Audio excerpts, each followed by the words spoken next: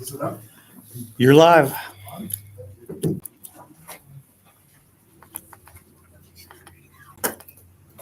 It's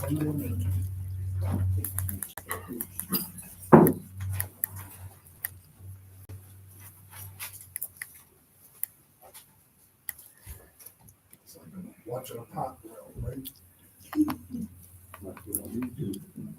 7 o'clock, please rise. We'll say the pledge of allegiance. I pledge allegiance to the flag of the United States of America and to the republic for which it stands, one nation, under God, indivisible, with liberty and justice for all. Mrs. Bolt, would you call the roll, please?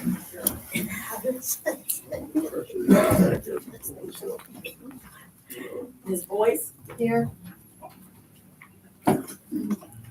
Mr. Williams? Here. Ms. Meister? Here. Kevin Burns? Here. Gary Walters? Linda Bolton? I'd like to make an announcement. Mr. Ray Hall will not be here this evening. He is ill, so I've not done this before. Do we need a motion to excuse him or not? Not for We don't, him, for okay. council members, we do. Very good. All right, we're going to go through the agenda pretty quickly. The first one is last meeting, we neglected to approve the council meetings for December, I think this is 18th. Yeah, 13th, 2023. Do you have a motion to approve the council minutes? I make a motion to approve council minutes from December the 13th, 2023. Is there a second? I'll second. Call the roll, Mrs. Bolton. I just found out I'm doing this, so I'm a little, okay. I didn't make a list somewhere. Mr. Burns? Yes. Mr. Walters? Yes. Linda Bolton, yay. Jerry Meister? Yes. Mr. Williams? Yes. Ms. Boyce? Yes. Okay, I have another motion to approve the council minutes from January 10th, 2024. Is there someone that would like to make a motion? I'll make that motion to approve council minutes from January 10th, 2024. Mr. Waller made the motion. Is there a second? I'll second. Mr. Williams, a second. Would you call the roll, please? Sure. Ms. Boyce? Yes. Mr. Williams? Yes. Ms. Meister? Yes. Mr. Burns? Yes. Mr. Walters? Yes. Linda Bolton, yay. All right, so we're going to move on to the special meeting we had on January 25th. Do I have a motion to approve the minutes for the special council meeting? I'll make that motion. Ms. Meister makes a motion. Do we have a second? I'll second. Is there any discussion? No discussion? Mrs. Bolton, please call the roll. Mr. Burns? Yes. Mr. Walters? Yes. Linda Bolton, yay. Ms. Meister? Yes. Mr. Williams? Yes. Ms. Boyce? Yes. Okay, I'd like to make an explanation, make a statement prior to moving on to motion number, to approve the ordinances, pay ordinance number 2004. I'm on the wrong one, I'm sorry. Ordinance number 2004. For those in the audience that don't know, we had a change in fiscal officers. And so for a period of time, we did not have any pay ordinances that were being issued.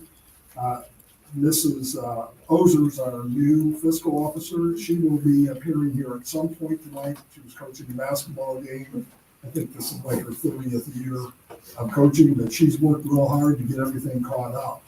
So basically, everything that's in these motions have been prepared by Mrs. Ozer instead of Mr. Brett. So you had an opportunity to look at pay ordinance number 1. These are bills for November 2023. Do I have a motion to approve that ordinance? I'll make that motion.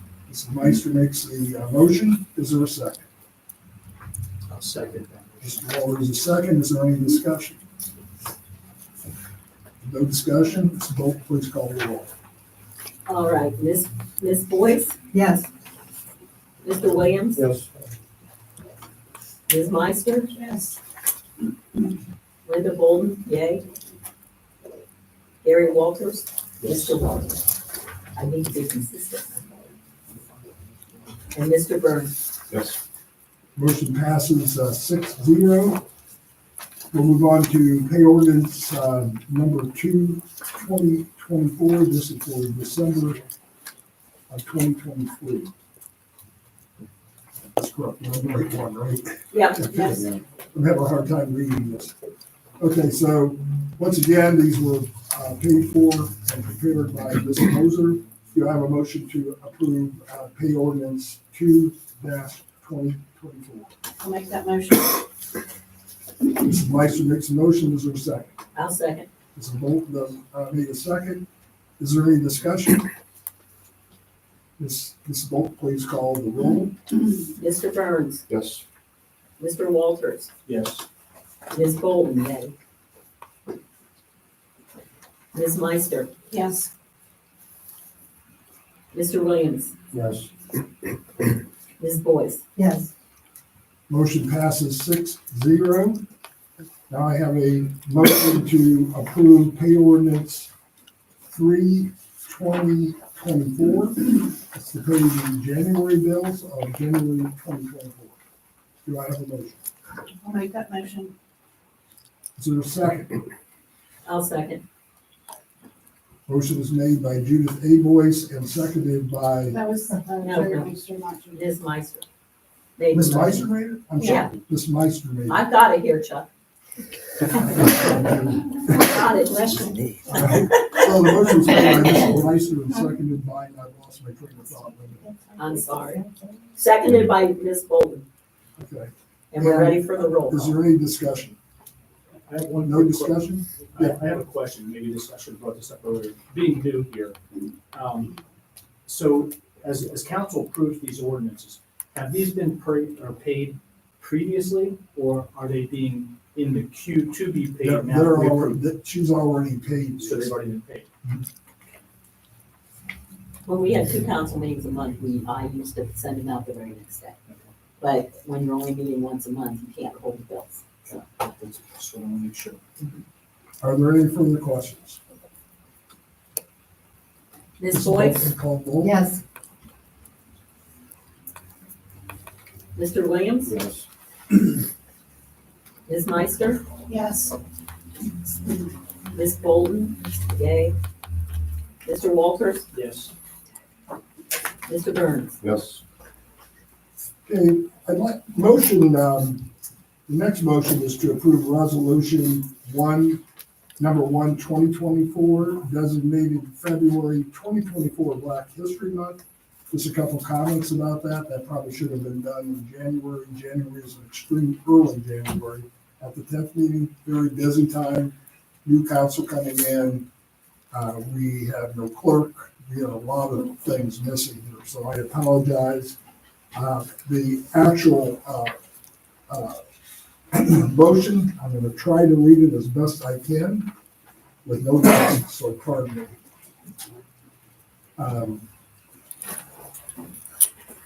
Resolution 1, 2024, proclaiming February 2024 as Black History Month. Whereas the Village of Cleves celebrates Black History Month and honors the achievements and contributions of African Americans to the spiritual, cultural, and economic growth of our country. And whereas the Village of Cleves recognizes the historical challenges African Americans have had and continue to face. And whereas the Village of Cleves recognizes that Carter G. Woodson and Reverend Jesse E. Moreland founded the Association of the Study of Negro Life and History to promote the study of Black Americans and their achievements. And whereas the Village of Cleves honors, Carter Woodson for creating the Black History Month, which led to President Gerald R. Ford formally creating Black History Month in 1996. 1976.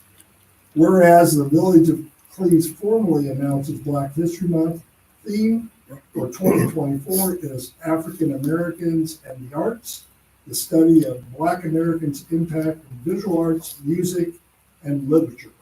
And whereas the Village of Cleves encourages the citizens to celebrate Black History Month by visiting the National Underground Freedom Center at 50 East Freedom Center Way to learn more about the contributions of African Americans to our country's efforts outlined in the preamble to the United States Constitution.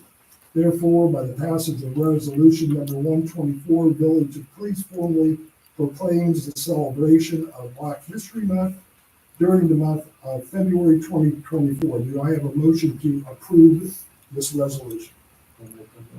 Motion by Mr. Williams. Do I have a second? I'll second. Oh, okay. Okay, you second, Linda? Uh-huh. Okay. Is there any discussion? Be any comment from council they'd like to make? Anyone from the audience? Okay, at this point, I'd like to have our council vote, so call the roll, Mrs. Bolton. Sure. Ms. Boyce, Yes. Mr. Williams. Yes. Ms. Meister, Yes. Mr. Burns, Yes. Mr. Walters, Yes. Ms. Bolton, yay. Motion passes 6-0.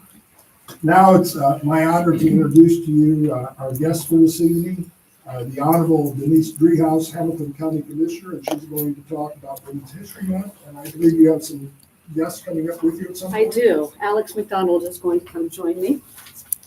Thank you, Mr. Mayor. Thank you to council for giving us this opportunity to speak with you briefly. So I'm County Commissioner Denise Driehaus. I was here back in 2017. I get the feeling that not all of you were here then. But I did come and passed out my menu of opportunity, which I have left at your desk. It simply explains some of the opportunities to partner with the county. It's expanded since I was here in 2017, I'm glad to tell you.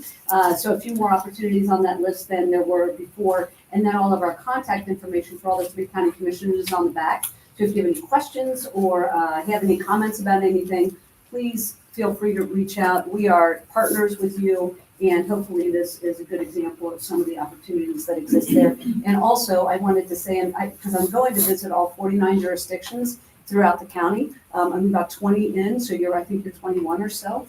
So I'm delighted to be here to talk about Women's History Month, but also want to just emphasize that the county does want to partner with all 49 jurisdictions.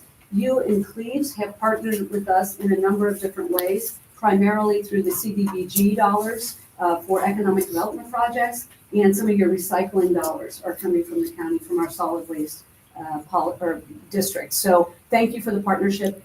The money is set aside by us, but only works when you all apply for it and use it to the benefit of the constituents in your community. So thank you for the partnership.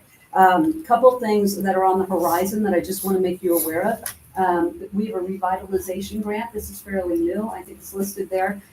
These are grants that we give out to communities. If you've got a catalytic project, perhaps in your business district, that needs some gap funding, you're at the end of that and you're looking for the additional dollars to get the project off and running. We have revitalization grants available. The grant, the cycle opens in March. So something to look for. It's on our website, so you can find it there.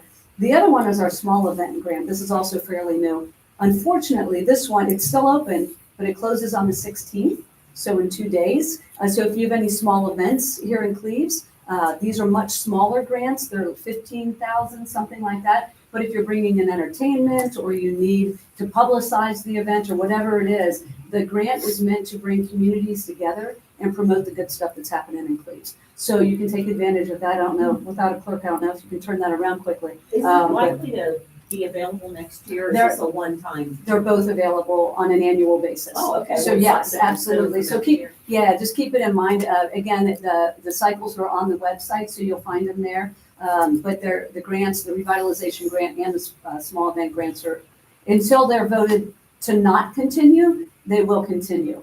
And I have been, Stephanie Dumas was the champion of the small events grant. I was the champion of the revitalization grant, so I feel pretty confident that they'll last for at least a few more years, if not longer. So I'm here though primarily to talk about Women's History Month. Thank you again to the mayor for the invitation. So the nexus between the county and Women's History Month for me is the Commission on Women and Girls, which was established in 2017. I was the first woman elected to the county commission here in Hamilton County. And when I was out talking to constituents on the trail, I heard a lot about women and girls saying they wanted their voices to be heard at the table of government. And prior to that, no woman had sat at the table of Hamilton County government. And so I took that seriously. We organized the Commission on Women and Girls. It's 20 women and 10 girls that every year participate in creating recommendations, primarily for the county commission, but also to school boards and to other community organizations. And so Alex is a member this year, coincidentally, and she's from Cleves. So I wanted to make sure that I brought her along. She's going to talk very briefly about the work in her committee. But let me give you just a sense of it, when you think about women's history and government, what's the importance of having women participate? Well, here you are, right? Having a woman sitting at the table, recognizing that some of the issues might not be brought forward were it not to be for the perspective of all of us, including women. And so the Commission on Women and Girls has been the champion in a number of different things. One of them is pay equity. In the county, we did a pay equity study to see if we were in line. You know, the women generally make about 80 cents on the dollar for the same work as men. It's a historical thing. It's something that we've been living with for many years. At the county, we're 98 cents on the dollar, which I thought was pretty darn good. We got 2 cents to go. But I was impressed by that myself, and we're doing an annual review to make sure we can, make up the gap. But it was something that was championed by the Commission on Women and Girls, and we're encouraging businesses, nonprofits, other government entities to think about pay equity and to think about their practices that they have to make sure that they are providing equal pay for equal work. For instance, a very simple thing, this is the first thing we passed from the Commission on Women and Girls, was at the county, when you apply for a job, we no longer ask for your pay history, because women are almost always paid less than men, no matter what the job is. And so we don't ask that question, so that you walk in the door on a more level playing field. So just an example of how this can be used practically. One of the other things we did was related to domestic violence.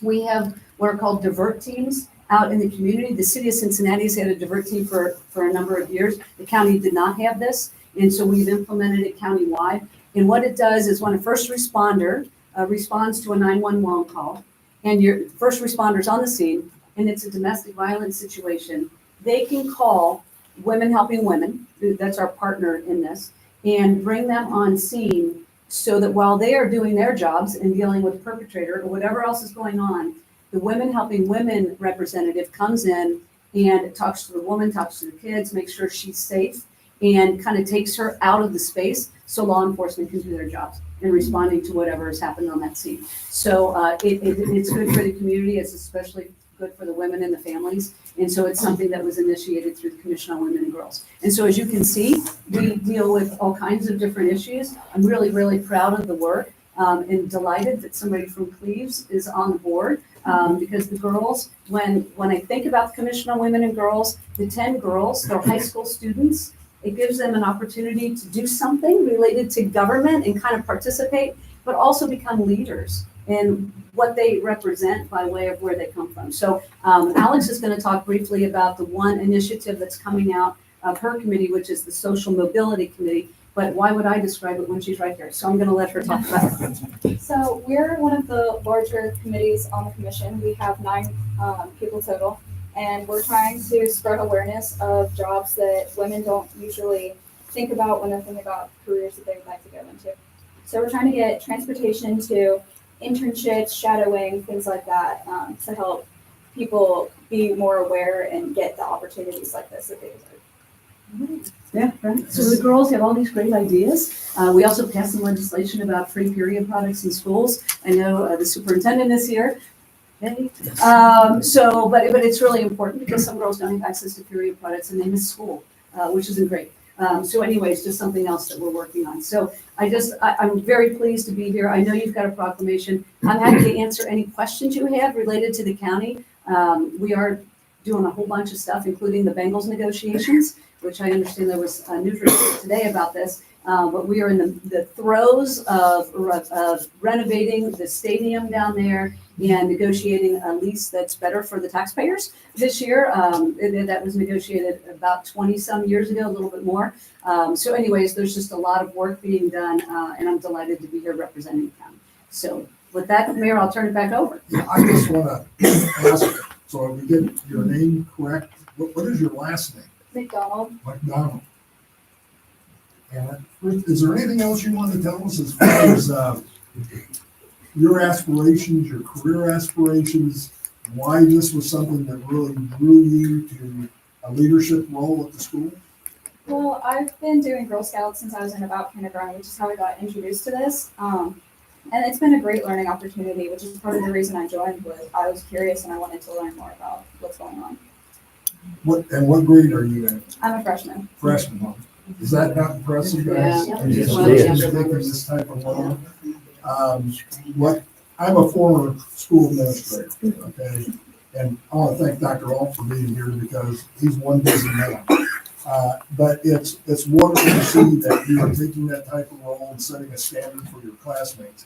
I would like to engage our counselors. Anybody in the council wants to make any comments or ask any questions? What would an example of a career choice not typical for women? Like something in STEM or IT, some more physical jobs like building. Any other questions or comments? Would you like to introduce your parents here or guests here tonight? My mom is Irene Marsh. My dad was unable to attend because he's fallen sick. Well, thank you for coming tonight. And any questions for Commissioner Dreehouse? Let me grab it, Alex, real quick. I just happened to be in the Career Day Trades and Technology room the other day. Have you already made contact with all your wonderful local Cleves trade representatives, IBEW for the guy from trade, the guy from IBEW was representing all the trades, and that networking opportunity is available to you. If you've not, I can help connect you. That would be amazing. All right. Okay, we'll do that. Any other questions? I just think it's a fantastic opportunity. Welcome. Thank you. Hope to see you more around Cleves. Well, I'd like to, if I could, have our council members, Ms. Bolton, Ms. Meister, and Ms. Boyce. Would you come forward, please? And I'm not going to be in this picture because I want to keep it looking good. So what I'm going to do. Well, that's thoughtful of you. Yeah. Linda, I'm going to let you sort of present this to Commissioner Dreehouse, and then I'd like to get a picture. Tristan Young was going to be here, but he had another meeting. So Do I need to read it? I think we just read it. We just passed it. You want to read it again? Well, you did the Black History Month. We haven't read the Women's History Month. I didn't read that? No. Oh, I just. By all means, read it. But I'll try it. I might start coughing. Whereas the Village of Cleves Council recognizes and supports the Hamilton County Commissioners' continued and historical recognition of the contribution of women in the municipalities, townships, and throughout Hamilton County. Whereas the Village of Cleves Council agrees that women of every race, class, and ethnic background have made historic contributions to the growth and strength of Hamilton County in countless recorded and unrecorded ways. And whereas this Village Cleves Council appreciates that women have played and continue to play a critical economic, cultural, and social role in every sphere by constituting a significant portion of the labor force working inside and outside of the home. And whereas the Village of Cleves Council recognizes that women make up much of the workforce in the service sectors and are employed as frontline workers in occupations such as community and social services, education, training, and library, healthcare practitioners, healthcare support, office administrative support, and personal care and services, and only 82 cents for every dollar a man makes. And whereas the Village of Cleves Council appreciates the number of women entering the fields of business, engineering, information technology, banking, law, governance, medicine, planning, and development, and their contributions to creating positive change. And whereas the Village of Cleves Council values the unique role women have played throughout the history of our nation and their selfless labor to enrich the quality of life for all the citizens in Hamilton County. And whereas the Village of Cleves Council also recognizes women were significant in the establishment of early charitable, philanthropic, and cultural institutions in Hamilton County. And whereas the Village of Cleves Council recognizes and thanks the American women who served our country courageously in the military. And whereas the Village of Cleves Council acknowledges the struggle American women endured to secure their rights of suffrage and to fight for equal opportunity, the abolitionist movement, the emancipation movement, and the industrial labor movement, the civil rights movement, the peace movement, and diversity and inclusion to create a more fair and just society for all. And whereas the Village of Cleves Council recognizes that despite these contributions, the role of American women in history has been consistently overlooked and undervalued in literature, teaching, and study of American history. And whereas the Village of Cleves Council wants to express its thanks to all women in Hamilton County elected to public office in Hamilton County, the most significant number elected in the history of Hamilton County. And therefore, by resolution number 2, 2024, the Village of Cleves Council on February 14th, 2024, joins the Hamilton County Commissioners in recognizing and encouraging the steady observance and celebration of the vital role of women in American history by celebrating Women's History Month throughout March 2024.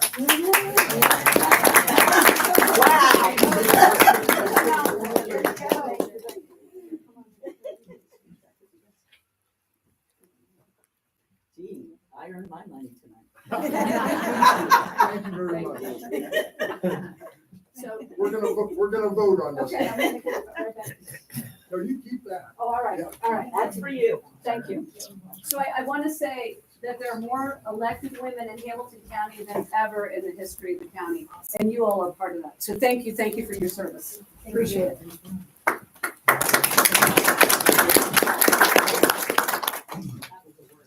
Okay, now we'll take do I have a motion to approve resolution 2024 proclaiming March 24 as Women's History Month? I'll make that motion. Mrs. Meister makes a motion. I'll second that motion. Mr. Walters seconds. Any discussion? Ms. Bolton, would you call the roll? Sure.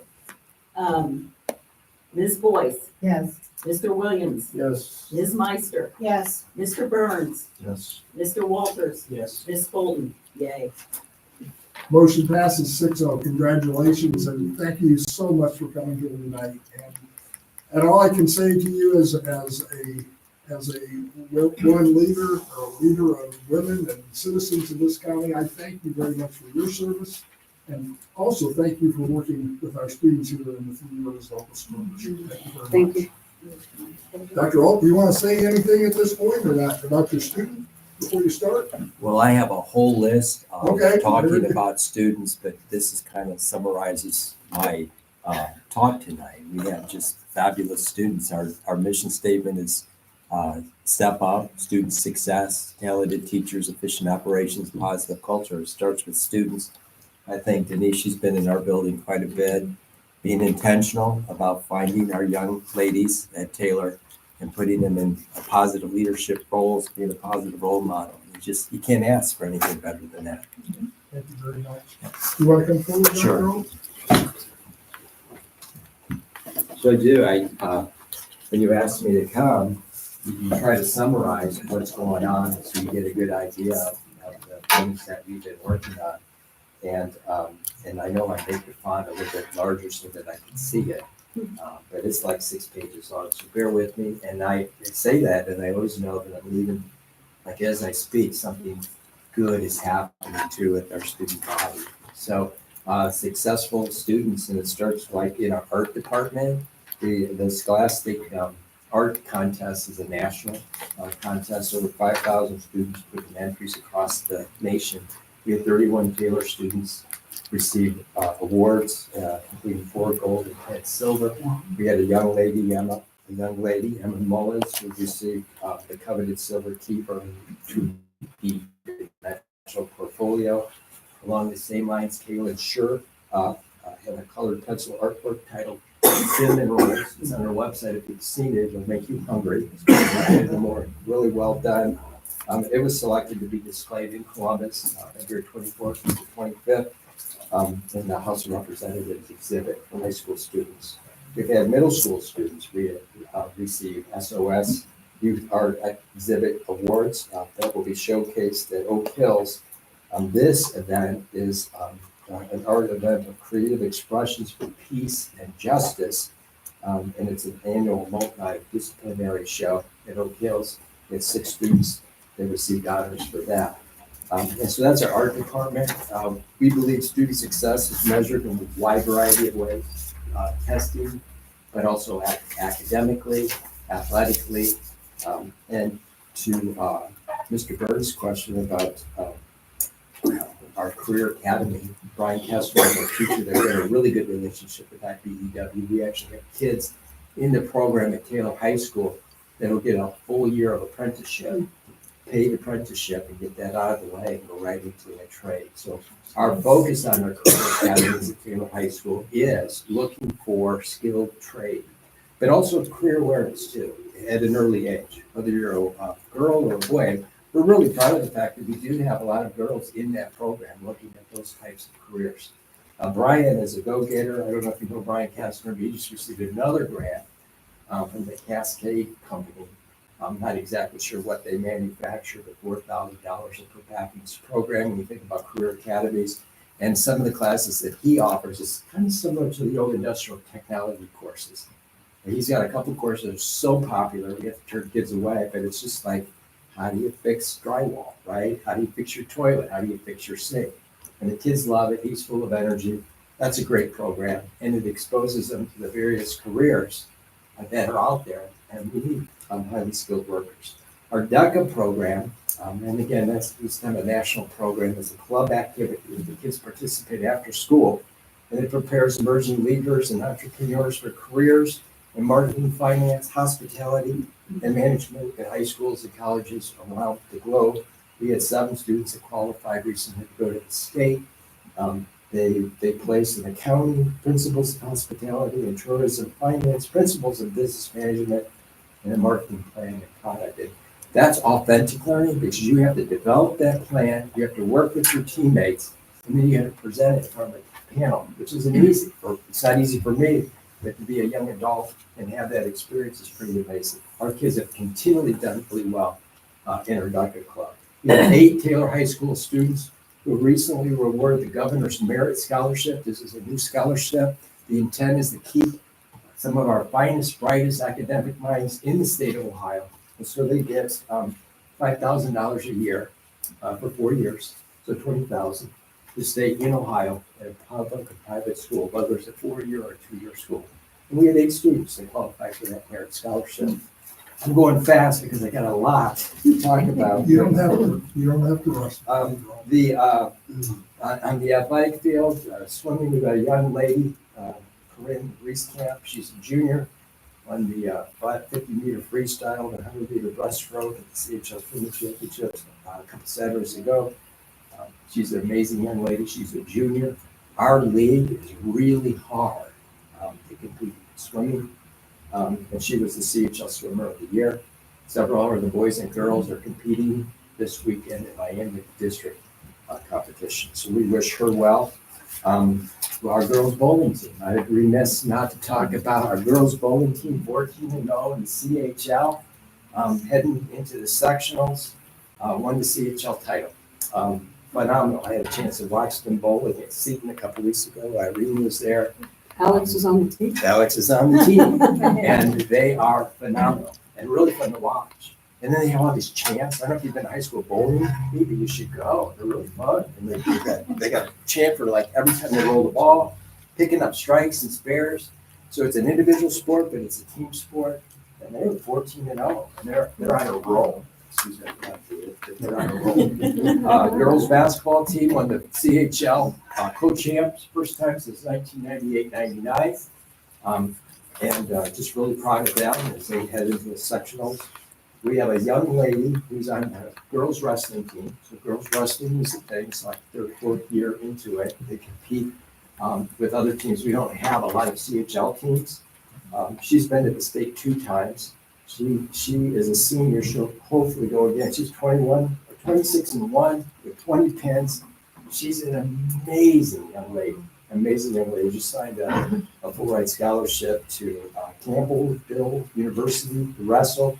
The state meets in Harrison of all places in March 3rd. And we have several other girls that are doing really, really well in the area of wrestling. So we're 4th right now in the CHL All Sports Trophy, but it's really bunched and close. And we've got a couple of winter sports teams that need to finish out, and then we'll look forward to the spring. On February 15th, 18th, the Claim Foundation and the Taylor High School Theater Department is putting on the show Bright Star. If you don't have your ticket, it's not too late. It's actually Thursday, Friday, Saturday, and Sunday in our beautiful auditorium on campus.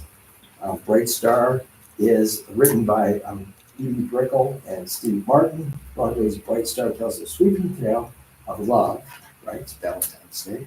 Good little theme. So a little great name. Tale of love and redemption set against the rich background of the American South in the 1920s and 40s. So get your ticket there. We still do the spelling bee at the middle school. That's still a thing. We just compete. Kids get up on stage in front of their peers. They're given challenging words to spell. We also competed in our school at the middle school for the geography group. So it's still a thing. It's really important to us to give those opportunities. We had a young man from the Oaks, who's a Taylor student, he was named Student of the Month, and he's in the electricians program. So really proud of him. I mentioned Brian Kester and his grant. We also had Amanda Munholland, who is our visual arts teacher, visually impaired teacher. So we have 3 students at our campus that need some assistance and support. She wrote a grant to the BEST. It's called the BEST Grant for Braille Excellence for Students in Teaching. She received the grant. We're actually going to have a mini production center on our campus. And ultimately what it does is just in time learning. So we take literature and we have an embosser that can take that literature and make it into Braille so that the kids can read it without having to send it out and wait. So that was a big deal. We had to find some space for it. But we're really happy to have her and the fact that she took the initiative to get the grant. Saturday night, I was at St. William Church in Rice Hill with the Ollie and Nancy Schmidt Foundation. We wanted to recognize them because they have given our school a lot of money over the last few years for our sensory room and special education department. That's their focus. And while I was there, they gave us $10,000 more to use for our special needs students in our programs. So we're really grateful to them for the great support of our programs. One young lady, our first grade teacher, Brittany Fiore, she received the Ohio Public Educator and Education Award from Cincinnati Association, which is part of UC Mount NKU UC Thomas More Xavier. She's going to get a $500 check and a nice little ceremony for her outstanding work in the area. There are only 7 educators selected in the city, and she was one of them. We had a canned food drive. We try to take care of each other. It's part of our mission. Tina Cole is leading that at the elementary. All of the canned goods will go to TRAM or to be distributed locally to our community that need it. Big topic recently has been Eclipse Day. I'm sure you're aware of Eclipse Day, April 8th at 3:08. We're not going to have 100%, but like 99.5 here. A lot of the districts in Ohio were trying to figure out what to do because you're not supposed to look at it. 3:08 is right at our dismissal. What are we going to do? Early dismissal, cancel school. And so last night, our board decided just to switch. We have a professional development day that was scheduled on the 19th. We're going to make that the 8th so students can stay home with parents. And it's a natural phenomenon, a great learning opportunity. Our teachers will have the opportunity to experience it. And then we'll flip and make an instructional day on the 19th of April. Collective bargaining is going on. We talked about efficient operations. So we've met with our Teachers Association, certified staff. I think we're really close to getting a deal, 3-year deal. Then we'll flip right into our support staff called TRASP and begin talking about a 3-year contract for that. And then every day, and we watch the news every single day, we wake up and our focus is on safety, student safety, staff safety, And what are we doing to ensure that our kids come to a safe environment? We know that we have a lot of areas that we need to improve on, but I mean, Alex is just kind of like symbolic vision of who we are. And really proud of her, really proud of our kids, proud of our community for all the support that they provide us. So that was a lot, but I don't know if you have any questions for me. I could talk all day about our kids. They make it Found easy for something me. you can give to me, or do you need to take it with you? See, I anticipate that. Well, I'd still be doing this if The I. only thing I left out was Eclipse Day. So if you have any questions, because they're kind of my notes, just reach out to me and I'll help you clarify. No, I'm good. Okay. Any questions from the council? Comments? I appreciate the invitation. Well, I want to make a comment before you go. Having had both of my sons graduate from Taylor High School, I'm proud that they graduated from Taylor High School. They got a very good education. Anyone who's sitting in this audience today, anyone who's listening out in the community, ought to be very thankful they live in this school district versus other school districts. I don't think we always thank the school system like we should. We're here to support you. We're glad you're part of the village of Cleves and all of Miami Township. So thank you for Thank you. everything you do, attending all the different villages, township meetings. You're doing an incredible We job. talk about step up, and that includes everyone. So I appreciate the invitation, the opportunity to present, and if we can help you in any way. Just thank you. I know they do a great job. I will. Absolutely. Thank you.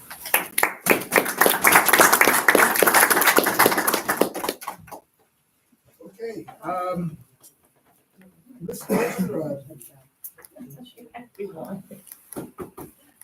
If you come back up here, I'd like to introduce you. You just won a championship. Yeah, I know. Oh, That's all your first two coaches. Yeah, right. Yeah, Marymount, that's right. She's. Huh? Yeah, seventh grade girls, they won the championship. Nice. Congratulations. It was good. Fun year. This is the busiest woman on the face of the planet. That's all I can tell you. You never know if you're gonna see her out in San Diego, down in Florida, the next day back up here at the Miami Township meeting. Just so everybody knows, Miss Ozer, I don't even know how she got into the den. I will explain to them about what you went through to sort of get us back up to speed. I'm still working. I know you are. And we're not talking just about during the week. We're talking on Saturdays and Sundays. And we're not talking about short times on Saturday and Sunday. So I want to thank you very much for all the work you've done. And this is the first opportunity for anybody to actually get to see her in a Cleves meeting. She won't be here all the time, so I want you to understand that. We're just fortunate to have her. So, and her, we'll use some of her data and that a little bit later in the meeting. But right now, I'm going to sort of move on to the public session. And once again, I don't have my glasses on, but I'll try my best to read this. The Village of Cleves Council desires its citizens. When I say desire, I want to make sure I'm clear to everybody out in the community. I had this discussion with Mr. Ray Hall the other day. We are public servants. We serve our citizens. The citizens don't serve us. And that's going to be sort of our attitude as a council. So we want people to participate actively in our meetings. Each participant used to be 3 minutes. If you need 5 minutes, you got 5 minutes. Okay, we want to hear what you have to say. You're speaking to your representatives, and we're here to listen, and we're here to answer your questions. Speakers must give their names and address, and that information will appear in the official minutes. Questions for the council should be directed to the mayor, that's me, before ordinances and most resolutions. And I apologize today because normally I will have out in front of you all the resolutions, all of the ordinances. In the past, we have not done that. I think we need to know what we're talking about, read what we're talking about, and be able to ask questions. So right now, I don't have a clerk. And those that were here earlier know I was running around like the chicken that's head fell off. But That's why I don't have my glasses. So anyhow, we're gonna correct that. So as far as resolutions, okay, if we get to a motion, okay, and we got a first and a second, and there's no discussion here, we're gonna open it up to the floor. We do not want to vote on motions or ordinances or resolutions without giving you an opportunity to talk. And so you're gonna have about 1 minute to make comments and give us your input, your insights, whether you like something or you don't like something. Those who have contacted the mayor or village administrator will go first during the public session. We would appreciate it if you let us know. Maybe we can resolve the problem before you get it. Okay, and that would be probably the best of all possible worlds. If anybody's ever read the book Candide, that was a big thing. You know, this is the best of all possible worlds. We know that's not reality, but we'd like to make it as good as we can make it. I'm not gonna allow any type of disrespect to go on. We're not gonna disrespect you, and I ask that you respect our council members. Or if you're asking questions of people that, for example, the fire department, the sheriff's department, we ask that those questions be done in a very respectful way. So at that point, we have Lisa McWreathy, who is going to come forward. She was the first to, actually, since I've been here, not very long, but she stopped me out in the street and said, hey, I'd like to talk to you. And we are today. Lisa, I'll let you describe what you want to talk about. Would you go ahead and give your address again? Hi, everybody. Thanks for listening to me. It's not a really big issue that we have, but I live next door here. Got my other neighbors on the other side of me. We have a lot of traffic on this road. There's nothing we can do about it. That's just the way it is. But the couple of things that we can do about it is the brake system on these trucks, trying to for this light down here, because that's the one we hear the most right here. We do not have any signage in this village at all for the trucks so that they don't use their, what they call the Jake brake, or it's not an emergency brake, just slows them down. Addison has it, North Bend doesn't have it.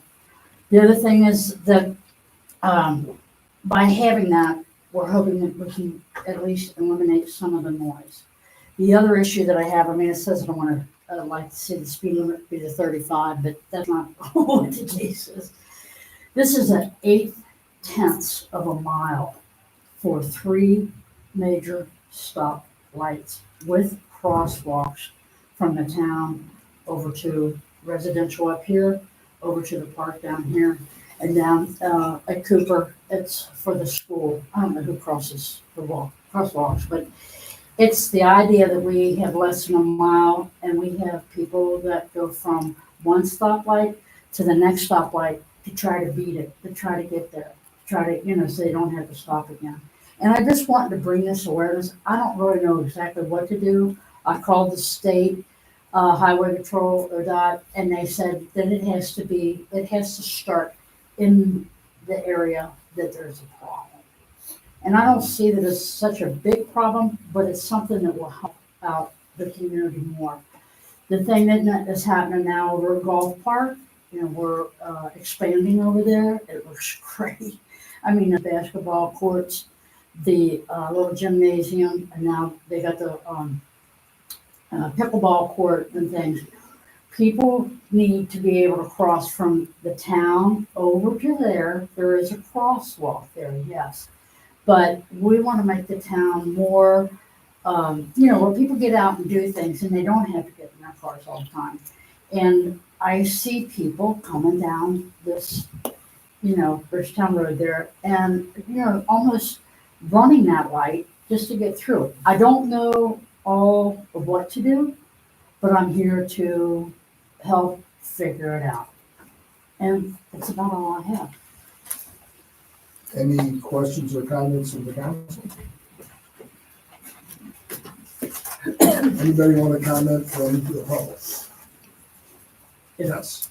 Just as far as who's crossing, I know the cross-country team will frequently they'll come down Miami and they will cross over to the park. So you do have Taylor sports teams that will go over there to run. And that's the whole thing, is to make it more, where's the town wanting to go for the next 5 years? And if we can open up that area more and have it more safety driven from through these 3 stoplights, I think that it's gonna be, something that we can kind of tout about. But the first thing is the brake systems on the trucks. The other thing is, and I gave this to you before, they do have signs of residential quiet zones. You can pass these on down. I only got a few of them.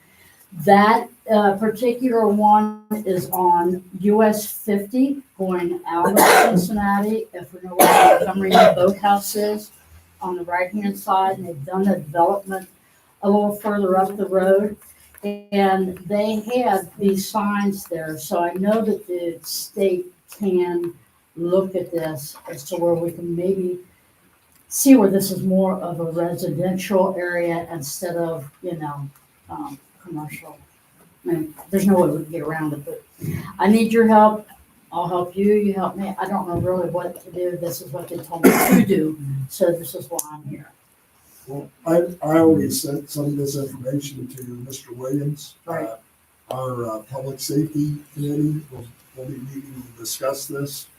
Just so the audience knows, tonight's sort of the last night where Hamilton County and Miami Township come to this meeting. Following this meeting, they'll be meeting with our different committees. And so it starts working with the committees, and then the committees make recommendations to the council. Okay. And so that's a good place for citizens to start. If there's concerns that the citizens have about safety in the village, that's the place to start talking about it, making the people who can do something about it and actually take time to listen and then communicate. It's a lot easier in a committee meeting than it is when you get a long agenda. Exactly. Well, I want to thank you very much for stopping me. Mr. Williams, did you have anything you want to say at this point? No, that was brought up to me about your concerns on there, and we will discuss this. Right.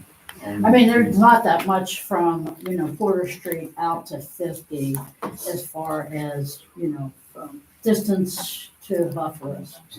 And like I said, thank you for bringing that up about the school, because, where does the town want to go in 5 years? I mean, it's hard to rebuild and redo, and we're doing it.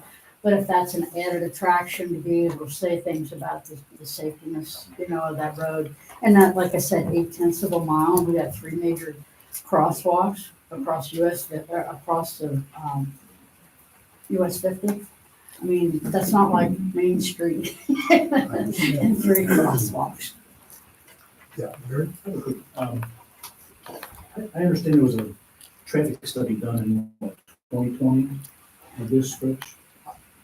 I know Mayor Salmon sent me some information on that today. I haven't had time to review it yet. Do we have signage available to us that we can put up as far as no engine brake? I know over here in Addiston, I believe. They got it. Addiston's got it on US 50. Yeah, there's one sign on Addison going up that way, and then on the way back coming west, it says that it's the end of that zone. But I just noticed also up there where McDonald's is, and I know this is a little out of, they just changed their speed limit up there down to 45. And I mean, that's just within the last couple of weeks I've seen the new signs. It could have been that way for a little bit, but I noticed the new signs. So even bringing the speed limit down a little bit might deter what we're trying to accomplish. So. Yeah. I paid attention this morning because I work in Clifton and I take Route 50 versus 74. Yeah. And so I paid attention this morning, and it goes to 45 fairly quickly. And you're 45 for a pretty long stretch, not a lot of houses along the road. Mhm. Then it goes to 40, and it goes to 40 for a pretty long stretch, and then you get to Boldface, Jim and Jack's, that school that's around the bend, 35. And it's 35 all the way into town. But I will tell you that everybody goes pretty much The speed they're going from Cleves, they're gonna continue that speed all the way into town. Right. It's gotta be enforced. We Well- do have 3 traffic signals, and so you would think that that would, in and of itself, kind of slow things down. But you're right, people floor it to go through yellows, or they floor it to try to make the light. Maybe we can find a way to scatter the lights, see how they're timed, to see if maybe we can make Suggestion. it harder for someone to do that. But Right. they're gonna get stopped by at least one light, Right. one of the 3. But I did notice that the closer you got and the slower the speed limit went, seemed to match up with houses that are actually located on 50, with their driveways, pulling, or parking, the street parking, or, so I don't know that we would qualify that way, because we don't really have houses where the driveways pull off of Route 50. But I did pay attention to that, and I did notice it. I don't know if 35 is reasonable, but maybe we No, can do I- a 40 or something. Yeah. The committee can look into that. Right, right. Well, I thank you all for your time. On that signage part, I think that's really important, and especially if we can really get it to where, even the, like where it says residential, or where it's kind of like flashing or something, where it kind of gets people's attention. The other thing I don't know how long it's been, but North Bend was notorious for giving out tickets. Then they didn't give out tickets for a long time, but they would just sit on the highway. And I know you guys are only, here for the town for a little bit.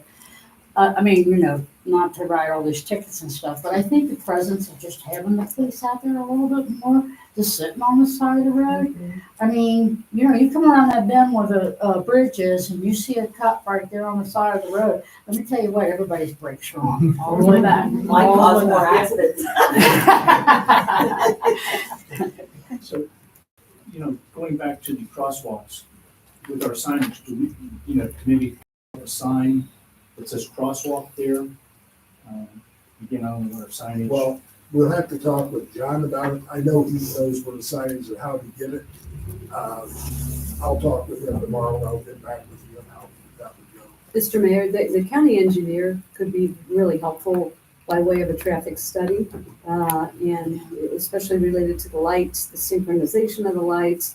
And so after the committee takes this up, I'm happy I'll give you my card, happy to connect you with Eric Beck, the county engineer. I think he's helpful in resolving some of the issues.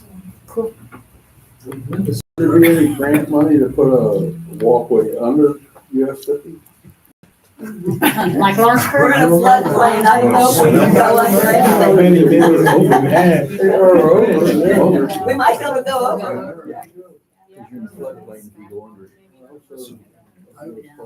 Yeah, going over. One of the things we're gonna have to do in this village is to look for grants. We want to do things, we just don't have the funding that a lot of villages have. But I'll be glad to look into any type of funding that's gonna make things safer.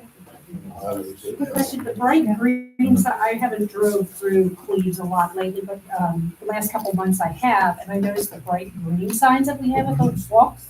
They really got my attention, and I think other people were saying them more. I don't know if we can get more of those. Where are those signs They located? are by Brozarts, there's one, and a bunch of crosswalks, and putting bright green signs, and it's just a crosswalk, just letting people know, that's a crosswalk. Maybe we can get more of You those. can always put the sign like they have by the school, flash lights. Yes. Yes. Yeah. I think that would work Protect too. those kids, yeah. Yeah, because that draws people's You're attention. putting more things on my to-do list. I But know. I will be glad to look into all those things. Use LEDs, so it'll be less expensive. I think you had a question. Well, as far as Jake breaks at Lisa, and I know she knows what a Jake break is, but a trucker, he turns his ignition off, is that right? And there's a tremendous sound comes out of the exhaust. It's. And now to me, signage would be very reasonable for the village to put up, ASAP. Now, let me also say, I got a brother that lives on Bridgetown Road. And right as you drop over the hill from your house on Bridgetown Road, Lisa, isn't that a haven for truckers to love them Jake brakes all the way down Bridgetown Road? Well, what the Jake brake does, it reduces the RPM on the engine, and that's where you get that. But so it shuts off the fuel. Right, doesn't it? well, I don't know all the technical of shutting it off, but it brings the RPM down. The valve and the holding the motor changes the timing on the compression. Right. And the other part of that is, actually, it is very cool. And the one thing, I mean, not that I need to bring it up, I get a flag, I just bought a brand new flag, an $80 flag, put it on the house. 7 months later, I'm looking at it, I'm like, well, I think I could wash this. And so I tried washing it, and nothing comes out of it. It's still gray. So I called the flag company here in Cincinnati and everything up. What can you do about it? That's just air pollution. And I'm thinking, that little corner of the house there gets that much, and I don't know what my lungs do. highway. Thank you very much, Lisa. Thank you very much, and Is there whatever I can anybody- do, you got my phone number, and I'll make sure, I would invite you maybe to attend, I'll get you the information. And if you have neighbors that want to attend and talk with our safety committee, I think that's a good place to start. thank you, everyone. Anybody else want to speak out here? Oh. Anybody have any questions? Gary, you got a hand up, so I'm gonna. Well, I just want to add one thing, because I think Linda touched on it, or maybe as far as somebody to be out there to radar. Now, I have seen Hamilton County out there on 50. I also saw years ago when we had our own police, they would also have radar. What is our terms as far as current radar enforcement right now with what we've got? I don't know if you address that right now or not. And we don't have to, but I'm just saying, an option. Good question. I can give you the number of citations on US 50 in the last period of time, if that would help. But in terms of, like, are you asking how many hours per day are we? No. You know, I don't know how it can be that. I'll do this, we can find it, we got that down. That's the tickets that are written on US 50. Are there any other This citizens that recording want period. to address the council today? I think as we're gonna move on, I believe our next report that, thank you. Thank you. Happy Valentine's Day to everybody. And if you don't mind, since Sergeant Carney normally does this, and I don't have your name yet, I do invite you to introduce yourself and go over to the podium there and give him your presentation. Sure. Thank you. My name is Jason Schmid, in lieu of Sergeant Carney today, and I won't be nearly as entertaining as our previous speakers. Thank you for having me. The Village of Cleves incident and criminal reports for January 2024. During this reporting period, there were 130 calls for service. There were 90 non-billable calls for service. There was one case assigned to detectives for investigation during this reporting period. 7 criminal reports that included domestic violence, assault, found property, obstructing official business, fraud/theft, sex offense, and auto theft recovery. Non-criminal reports, there were 6. 80 case reports for psychiatric emergencies, missing person, and or other informational reports and medical runs. Auto accident reports, there were 3 in the month of January, and 6 citations were written in the month of January in the Village of Cleves. Like I was offering maybe out of turn, but this was the list of citations that were issued for the Village of Cleves in that time period. I also have copies of those citations if you wish to have those. But yes, that is it. Any questions from council? Yeah, do you have any paperwork or documentation you're willing to give me for the minutes of any of that? Did you just report that off the top of your head? I'd love to claim that I did. I'd love to claim that I I did. mean, I've got notes here, but I want them to be I accurate. wish I had that type of memory, but I can offer you the letterhead that I just read. Okay. We usually get that as part of our council packet, but it's not in the packet. Okay. Yeah, well, so whatever you normally get, I'd love to offer you now. Anything you don't normally get? I mean, When I I, was a court reporter, I could get 240 words a minute, but those days are gone. all of these forms are printable, so. I'm here to attest that your pens run on ink. I have only one question I'd like to ask, and that deals, you talked about copies of citations. Were those issued on US, I asked this question last month, or were they issued somewhere else in the village? Do you know? Yes, so there were 9 on US 50, one on South Miami, and one on Ohio 264. Thank you very much. You're welcome. All right, that's all. Thank you for having me. Have a great Thank you evening. very much. I'll get back to it. All righty. Yeah, Linda, here you go. I think you're Captain King now, is that right? Yep. I want to make sure I got it right. Travis will work. Travis, Yeah. how are you doing this evening? Good, how are you? I'm doing great. Good evening, all. The month of January for us was one of our busiest months on record, actually, as far as runs are concerned. We had in total everywhere, 227, 191 being EMS and the other, whatever the number is, fire. In the village of Cleves, we had 4 fire. Those 4 were 2 of them CO alarms, one of them a brush mulch fire, which was across the road over here in the homeless area, and then the other an emergency to property. We had 24 EMS runs, nothing really significant, just our standard runs that we kind of go on.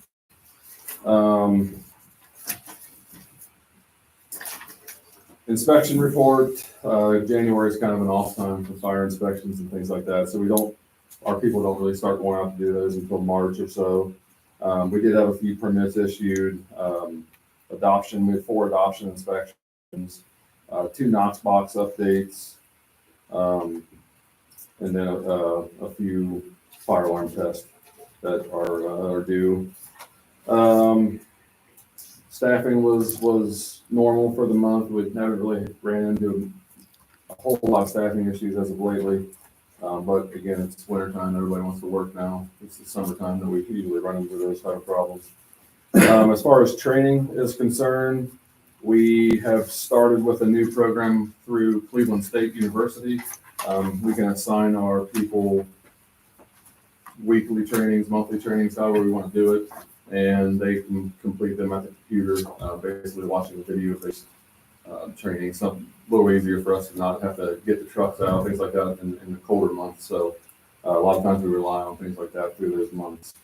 They do everything from EMS to firefighting to inspector to instructor, hazmat, fire officer development, OSHA courses. So it really helps us being able to get our people the CE hours that they have to have for recertification.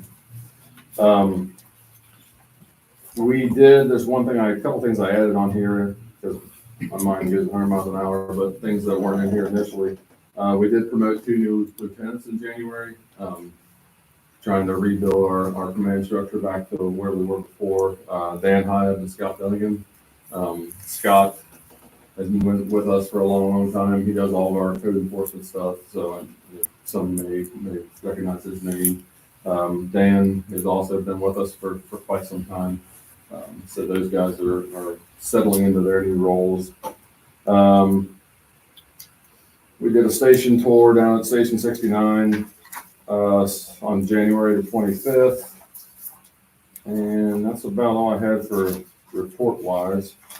I did have 1 question or 2 questions. One was a follow-up to the training signal of the possibility. I don't know if we made any groundwork on that, or do you have any more left than we've had? But Well, I'm going to be very honest with you. I haven't called them yet. okay. Okay, so I don't have anything to report on it, but it is on my to-do list, and I will be calling them because I think it's important to our residents, especially those that live on South Miami and up Walmsley and that area. So there's no question. I think I need to get on it. I just didn't do it. Yeah, we've made several attempts ourselves. Initially, we were making pretty good headway, then it kind of all stopped. So yeah, I know we need to put some pressure on it. So and then the other, this is something that Can you we remind me on that issue? that was so our Mount Nebo fire station, when they're coming down the hill, a lot of times we're blocked by a train. So it's a response time thing, and if we can get some sort of signal in the fire station that, hey, there's a train in this area, we can divert our route to go a different way to hopefully increase our response times. Because it's happening, it seems more and more frequently, or the trains are longer and longer, I don't know. Yes. But Yes. it just seems to be happening more than it has in the past. So we're trying to get a light or some sort of indicator in the fire station where we would know that the train is in approaching the crossway down there. So, and we reached out to, I don't know all the details of who, but somebody with CSX or, these railroad companies, and it, we started to have a contact with it, and then everything kind of went quiet. So we're just trying to get that more established and able to kind of get information. To give you a little bit more background, I brought it up at the January 10th meeting because when I was out campaigning for mayor, I was hearing a concern from our citizens that they were concerned about the length of time and train blocking that, how, is there anything that could be done? And they got me the information right away. So it's not a question that the fire department didn't give me the information. I just didn't get on it. And so I do apologize, and I will follow up. What we do, people do. It's just hopefully at some point we can come to some sort of get something in there. It'll definitely help. And the other thing, we've talked about for a while, and I don't think it's ever been brought up to the council or anything, so it's something new. The helipad that's over at Golf Park. We utilize that, I wouldn't say all the time, but we do utilize it quite often if we need to land aircare for one reason or another. Over time, it's kind of deteriorated a bit as far as with floodwaters and just different stuff like that. But I would like to, in conjunction with the township and the fire department, and maybe clean that thing up a little bit, paint it, maybe make it back put the windsock back up where it's more of an official helipad that's going to be reliable for years to come. Like I said, we're not pushing this off on anybody. We'll do the work if we need to do it. We have plenty of people that can go down and do this stuff. It's just wanted to maybe throw that out there as something that we can work on in the future, maybe over the summer, trying to get that. And I think that's another example where the safety committee can start working on that and bring it into council as to what the recommendations will be. So I appreciate you bringing that up. But other than that, that's all I have. Any questions from the audience? That helicopter pad he's talking about, it just needs like grass and debris and all that taken off. It's still good. Yeah, it's still, the concrete's still good. Yeah, It just needs more cleaned up, trimmed but up. Yeah. Because we walk that park all the time. But yeah. But we do utilize it quite I'd often. say Yeah, if that's what you're talking about, we should probably get on the It's just a matter of scraping all that off. Thank you very much. No problem. Thank you. I'd like to go on to our next agenda item. And you see John Knuff's on there, but John's not here tonight. That's because I told him not to come. Okay? He needed to be with his wife for Valentine's Day. So he was quite happy with that. I do have some things that I want to. Yeah, he has to be with his wife. No, he didn't ask. I told him he needed to go. What about us? Yeah, what about us? You guys are elected officials. Sorry, Linda. You explain. So I do want to bring something up though, and I talked with Mrs. Meister about this earlier today, and because I had a meeting yesterday with Mr. Rahal, and it dealt with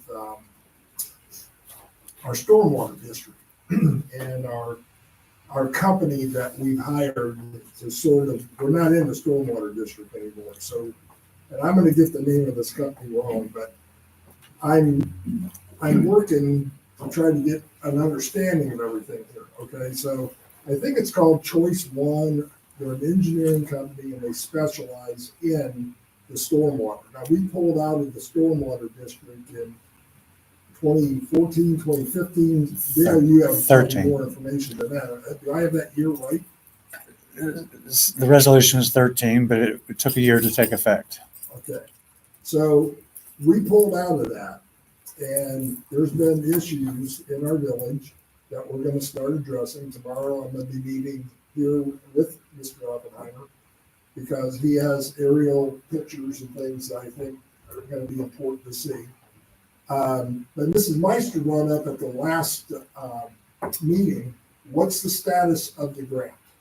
Because there was a grant being written, and I think they work with Hamilton County. I'm sorry, the creek, I'm sorry. And so John had indicated last meeting that we would hear about this. Thank you very much. Have a safe trip home. That we would hear something about this grant in late January, early February.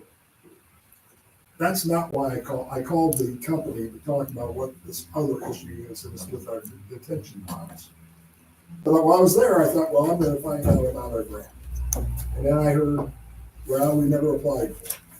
And I picked up the phone, I called Mrs. Meister, because I knew that was a concern. Ron, you and I have talked about it. I've taken pictures of the video of it when it's coming down that hill.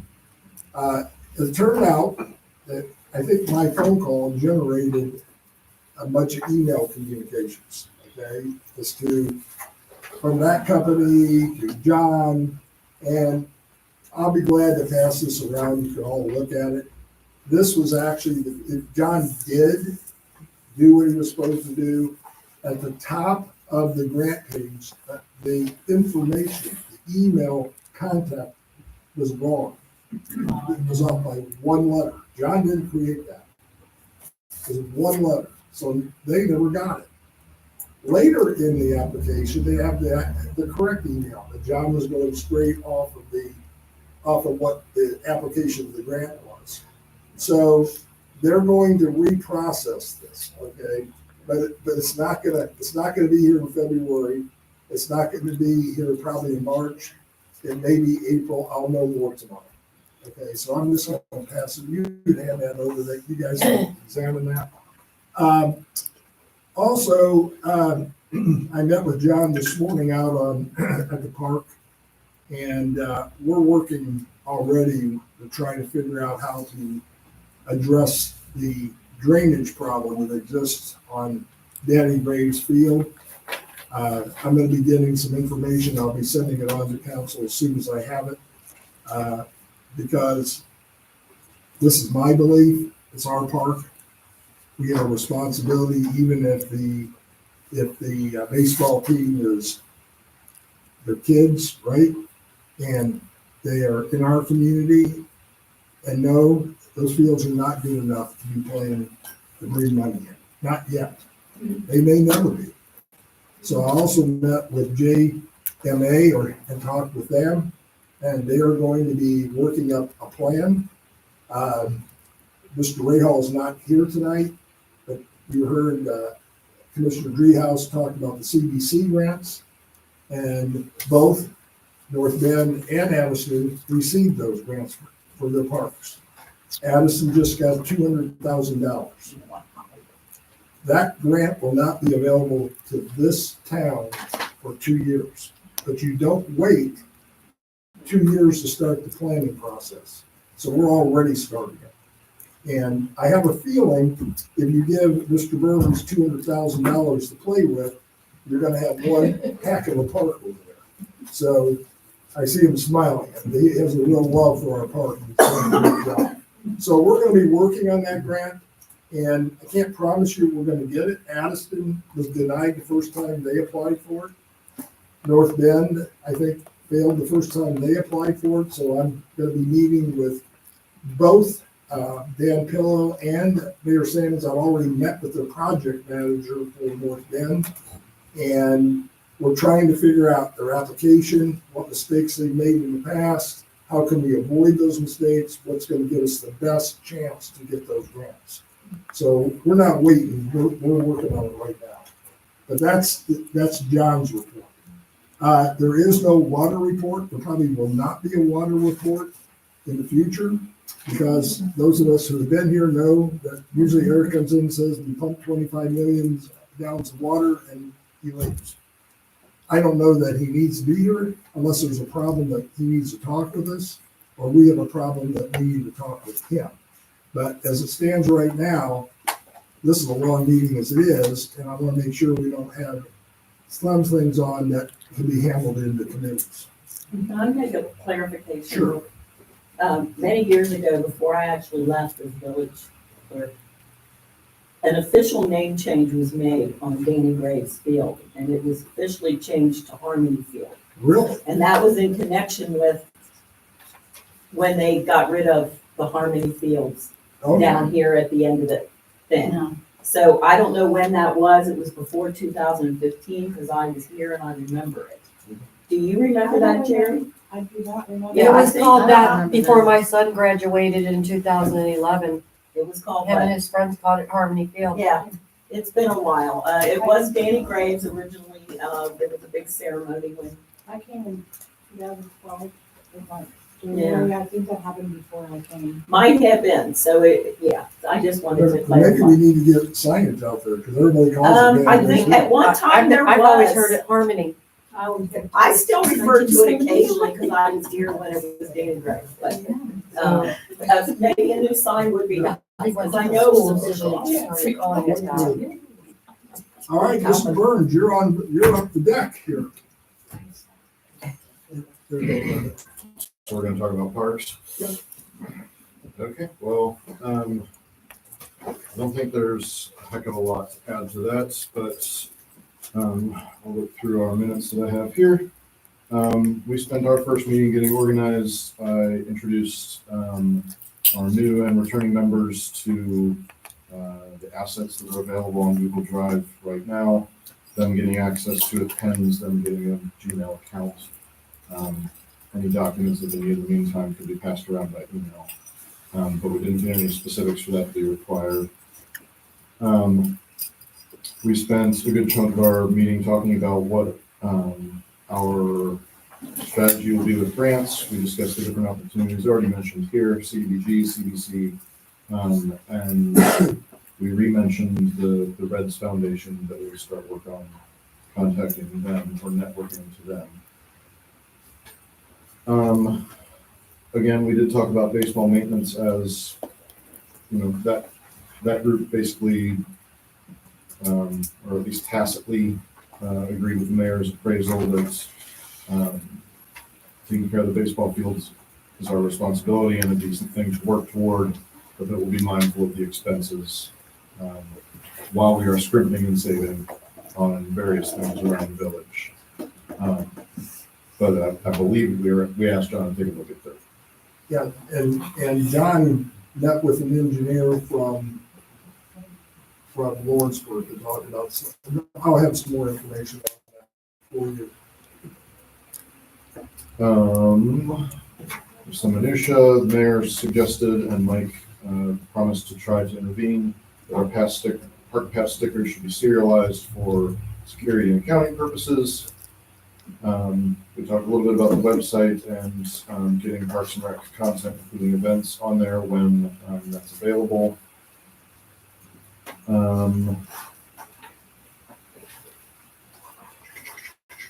We caught people up with the relationship with TRCA baseball. And we gave ourselves homework to come up with our top 5 priorities for what we want to actually accomplish. And note that that'll be part of the discussion next time, and that we'll throw the budget into the next discussion as well.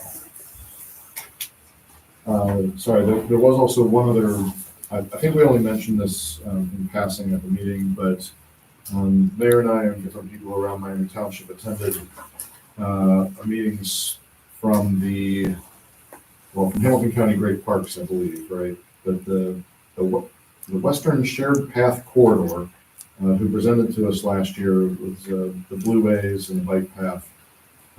We got a 15-foot printout view of the different properties that they're looking to acquire or map their trail through, descriptions of the different legs of that path that runs from, I can't even tell you what county's northwest. Is it Warren or is it? It's all the way up to Montgomery.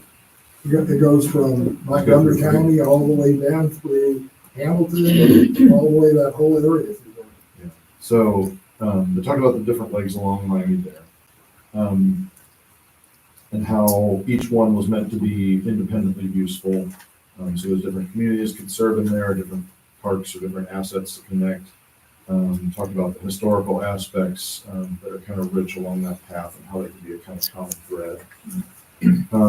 So they put more flesh on that bone, and they were soliciting information from all of us who to talk to, what are the different considerations, and we chipped in our share as well. They didn't know Gravel Rama was there, for example.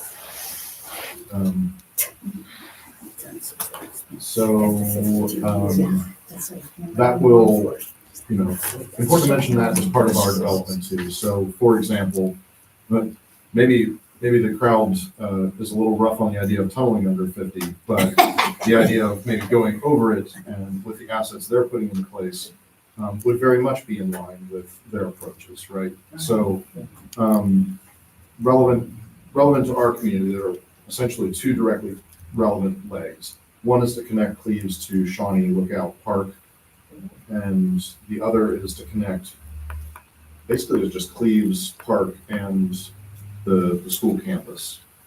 So if we're talking about that specific use where the cross-country team is running over or bikes need to be able to traverse between those, they're actually talking about going through the active gravel pit along the banks of the river.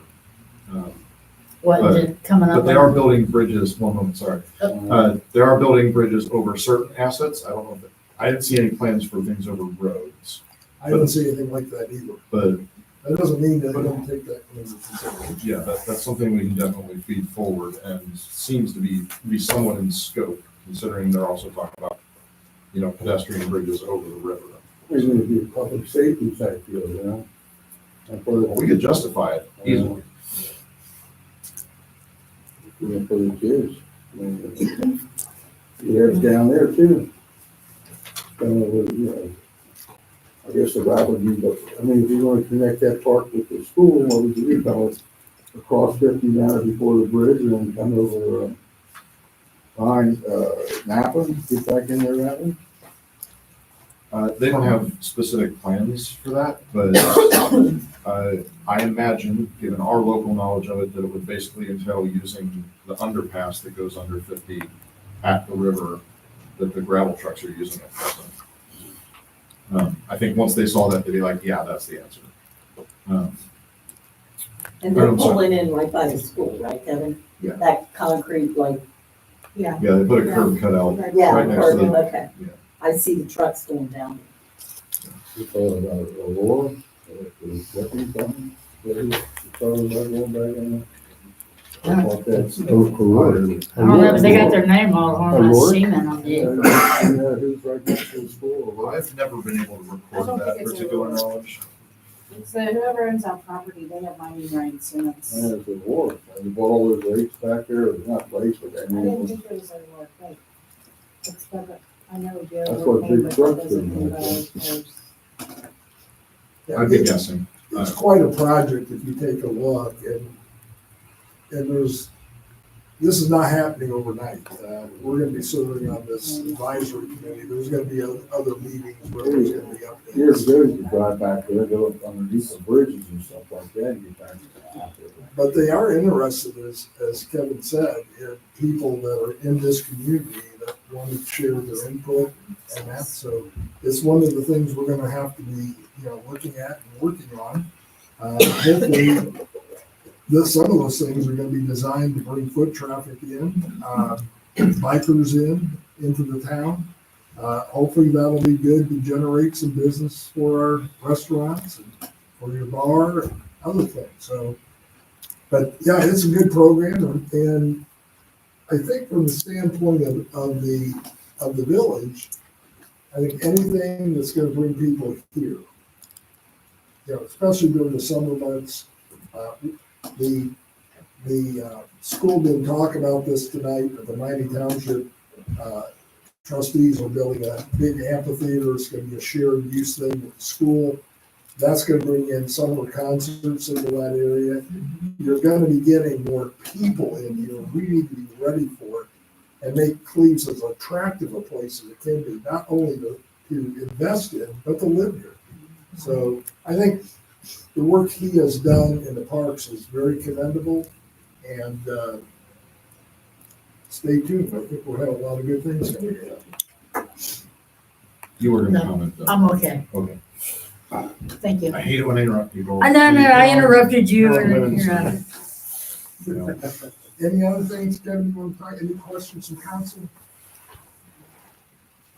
All right, then, you're not making any recommendations tonight, so let's go on to Mrs. Bolton and the Finance and Economic Development Committee.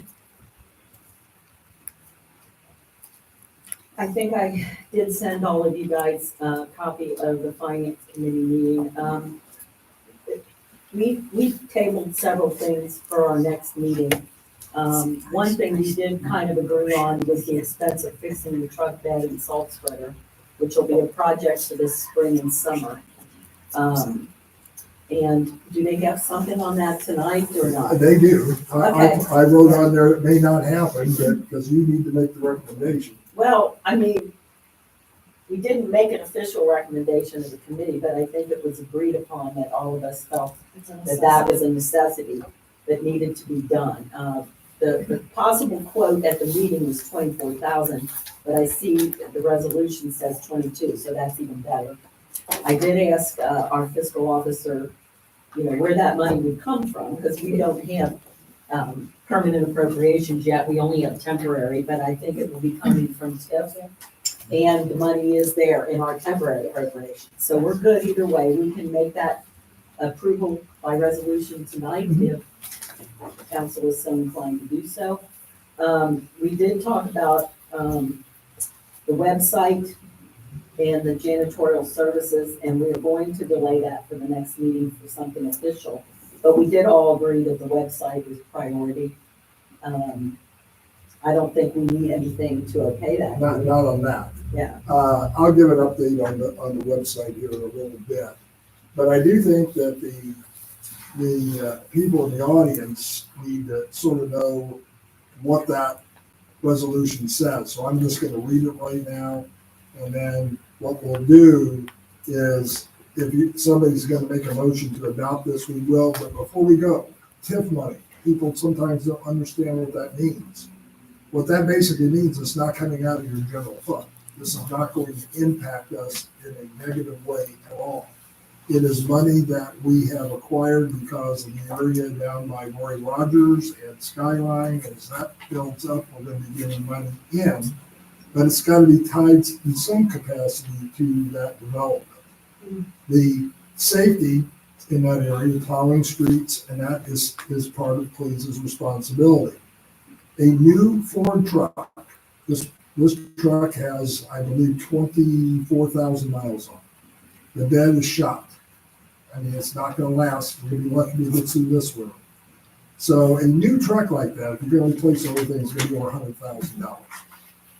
So we looked at this, I took pictures of it, and I had John get a bid. So I'm just gonna read what it says here, resolution authorizing the maintenance department to replace the dump truck body and salt spreader for their 2007 Ford truck for $22,378 from Captain Barter Truck Equipment. And it says, whereas there's a need to replace the dump truck body and salt spreader on the village's 2007 truck to make the streets safe for travel during a winter snow ice event in the future, whereas the dump truck and spreaders shall be sold to the village, installed for the village of Cleves for a price not to exceed $22,378. Whereas the Cleves Council authorizes the service director or the village administrator to purchase the dump truck body and salt spreader for the 2007 Ford truck. Therefore, be it resolved by the village of Cleves, state of Ohio, that Administrator Mike Rahal and or Service Director John Knuff are authorized to purchase a dump truck body and salt spreader to be used by the maintenance department. And section 2 says this resolution shall become effective immediately once this resolution has been passed by the village council of Cleves, Ohio. With that said, you've got to order it, it's gonna be not even in until July or somewhere in that range. And that will be a repair item in the month of July. So you can't just wait till July because it takes a while for that to be built. So I'm gonna ask the council, do they have any questions about that or concerns about it? And I'm gonna open that up also to the audience. I think it's something we need to go ahead and move on because of the wait time.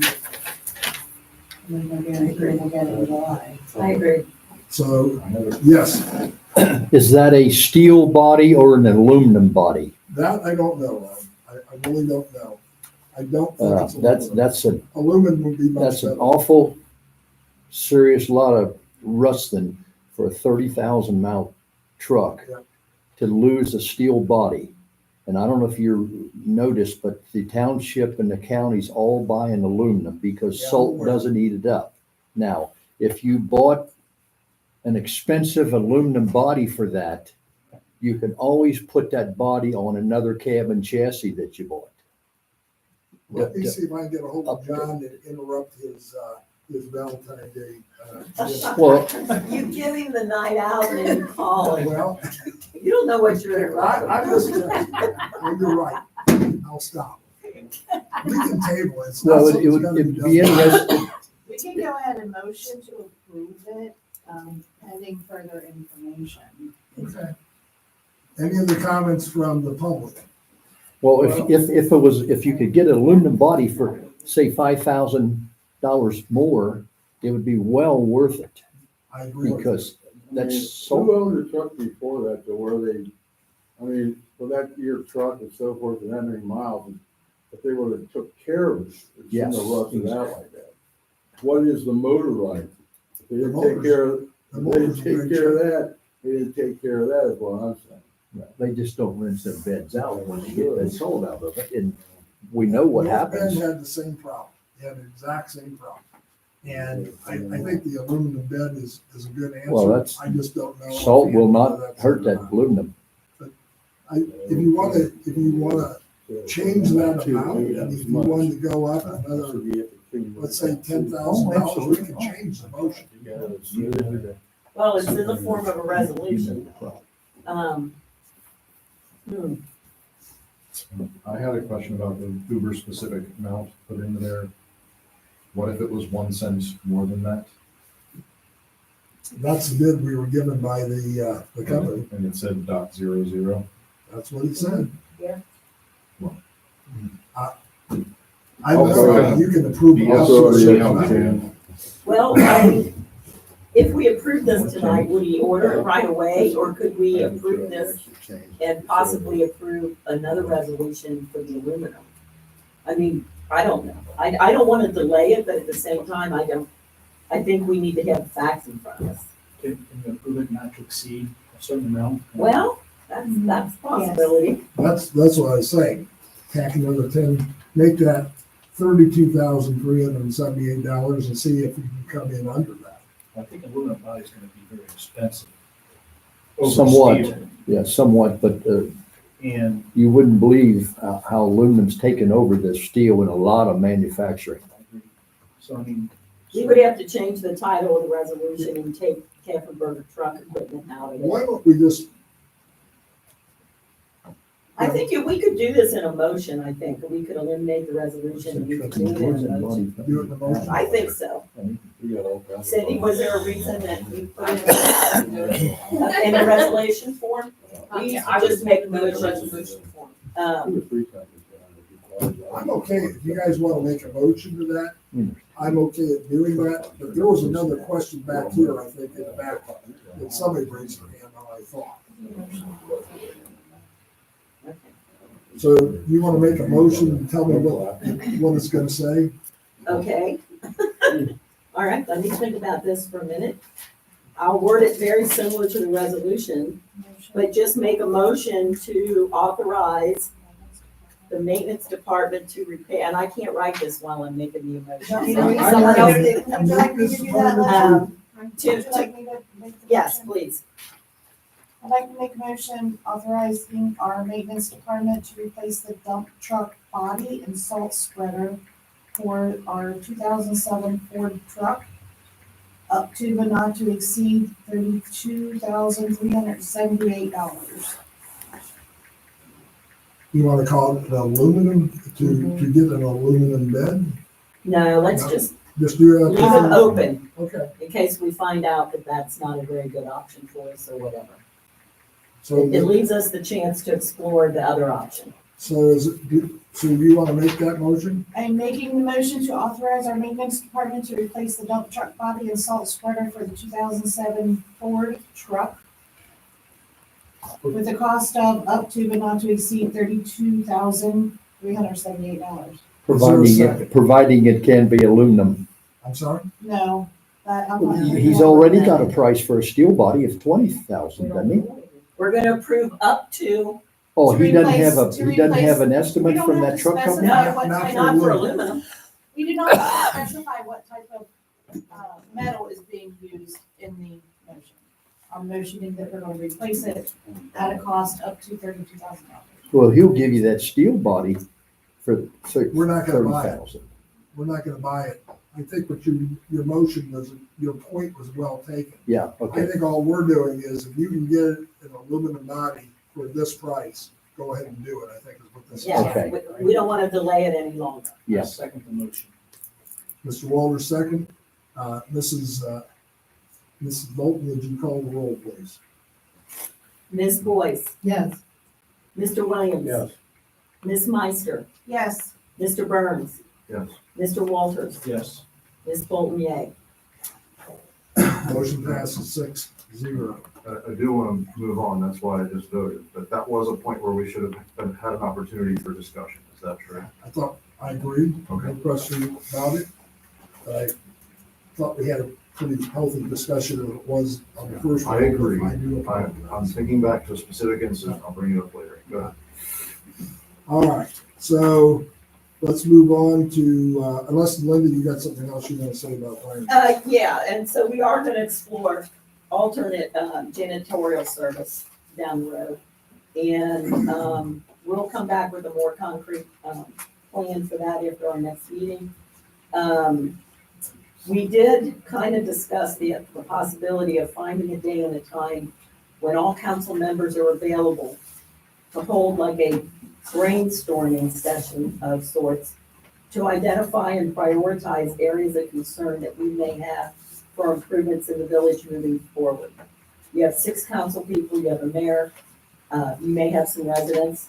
And I think if we get some kind of a vision for a 5-year long-term plan for improvements, we should identify what their priorities are and find out if we can come to some kind of agreement on a possible 5-year plan in terms of possible improvements. And I don't know that we'll ever be able to achieve that at a regular council meeting. So I want to make sure it's a date and time when it doesn't conflict with Todd's schedule. I want us all to be able to come. If you don't want to come, you don't have to. So I might send emails out at some point to everybody to kind of get their feel for their willingness to do that. It wouldn't be every month. I'm talking like one time. a one-time deal. Moderator? Please. Would you use a moderator or consultant, or how would it? No, this would be just kind of an extension of a finance meeting, but it's just basically for council to determine what their priorities would be. We might be able to achieve that through other ways, but, and it wouldn't be mandatory. So if you don't feel like you want to participate in that process, you don't have to. But I think the mayor would learn something from finding out what our priorities are. And they may differ from what his priorities are. So, Don't forget the community's priorities too. well, I think anything we do to improve is going to be supported by our community. So, then that's our job to kind of figure out, listen to their concerns and then figure out the plan moving forward. So we'll talk about that more later. Ms. Oser did give a fiscal officer report. As we all passed the pay ordinances, we realized that bills had not been paid in a while, so we've taken care of that. We're moving forward. Um, There were a couple other issues discussed, and they were tabled. One of them was the need for a zero-turn mower and for maintenance, and then the possible review of maintenance salaries down the road. None of that is coming to us today.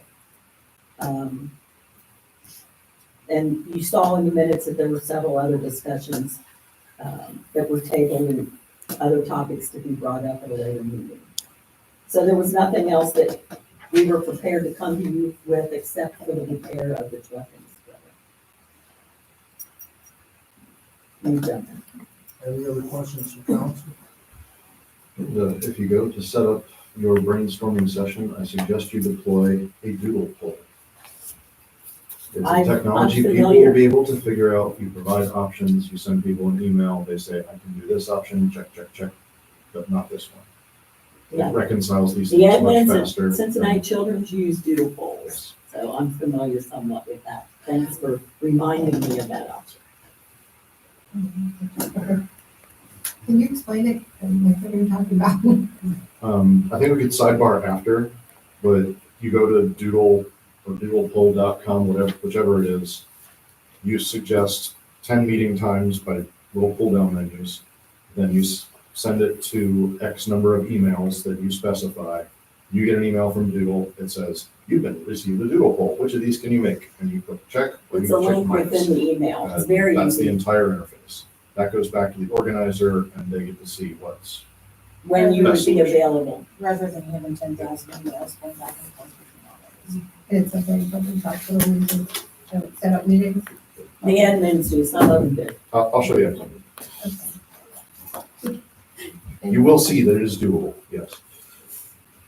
And what day is the month of the meeting? When are you guys going to be always doing it? Yeah, it's the fourth Wednesday of every month at 7:00 for finance committee will meet. So we have another one this month. Our first one was to just kind of get organized and structured and get ready to go. So we'll meet again at the end of this month. Thank you.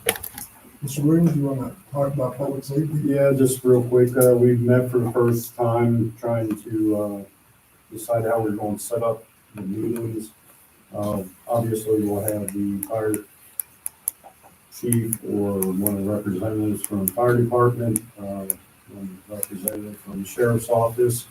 As the mayor spoke earlier this evening, they will not be coming to our meetings. They will be giving the reports to myself.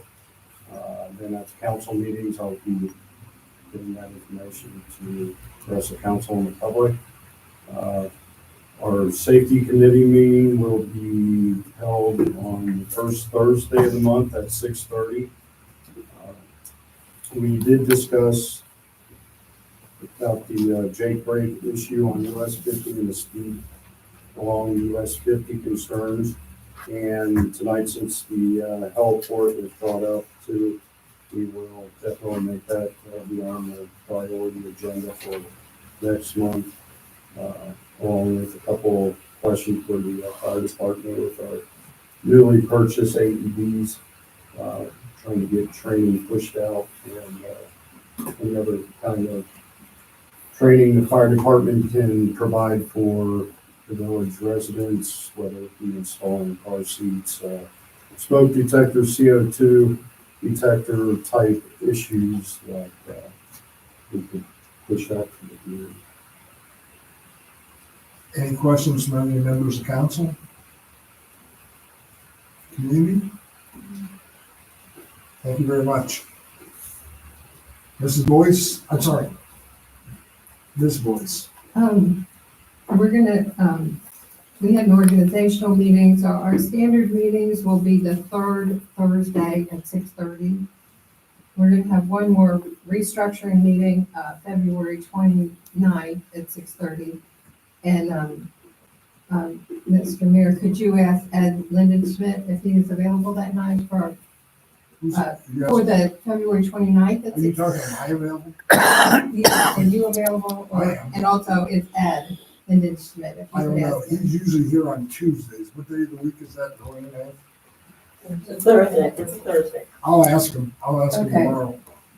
Okay, well, that would be good. And also, we talked about a flow chart of, say, this example, like Roy Rogers is coming in, and they're owned by One Holland Group.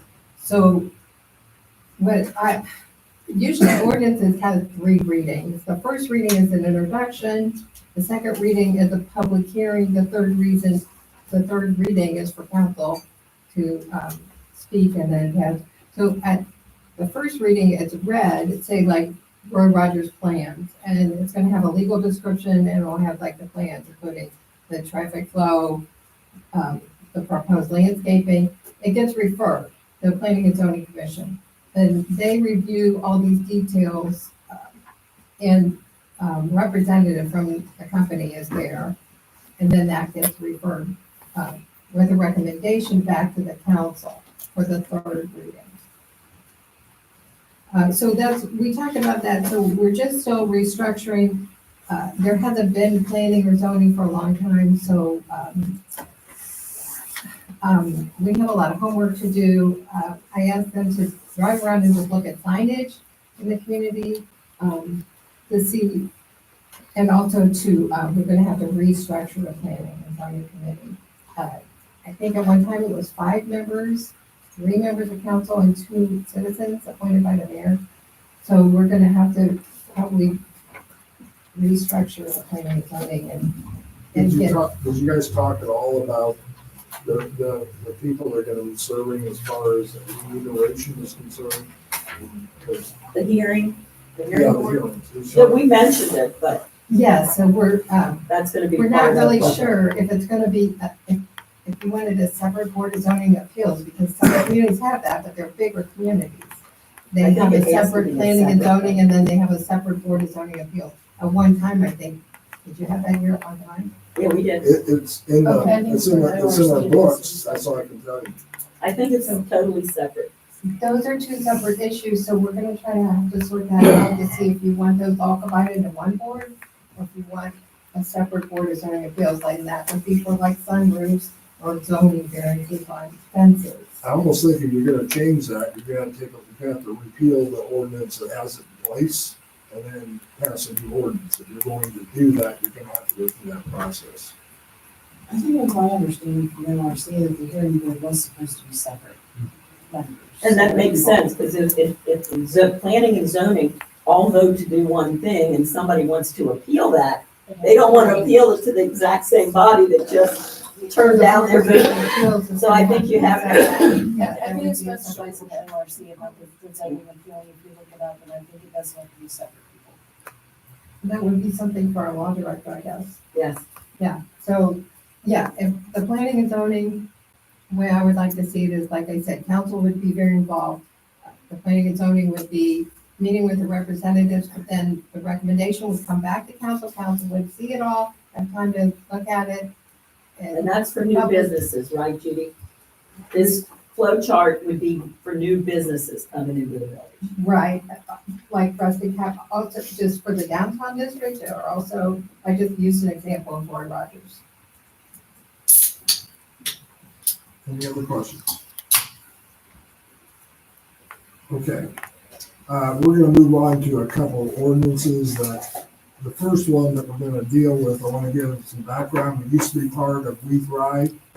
I believe it was October of last year, the council decided they were going to rejoin it. They never took any formal action, so when I came on as mayor, I contacted We Thrive. We Thrive said you can't just have you say you want to join it. You have to adopt an ordinance, and that ordinance has to be specific. So this actual word or verbiage came from We Thrive, so this is their verbiage. But it's a resolution, right? It is a resolution.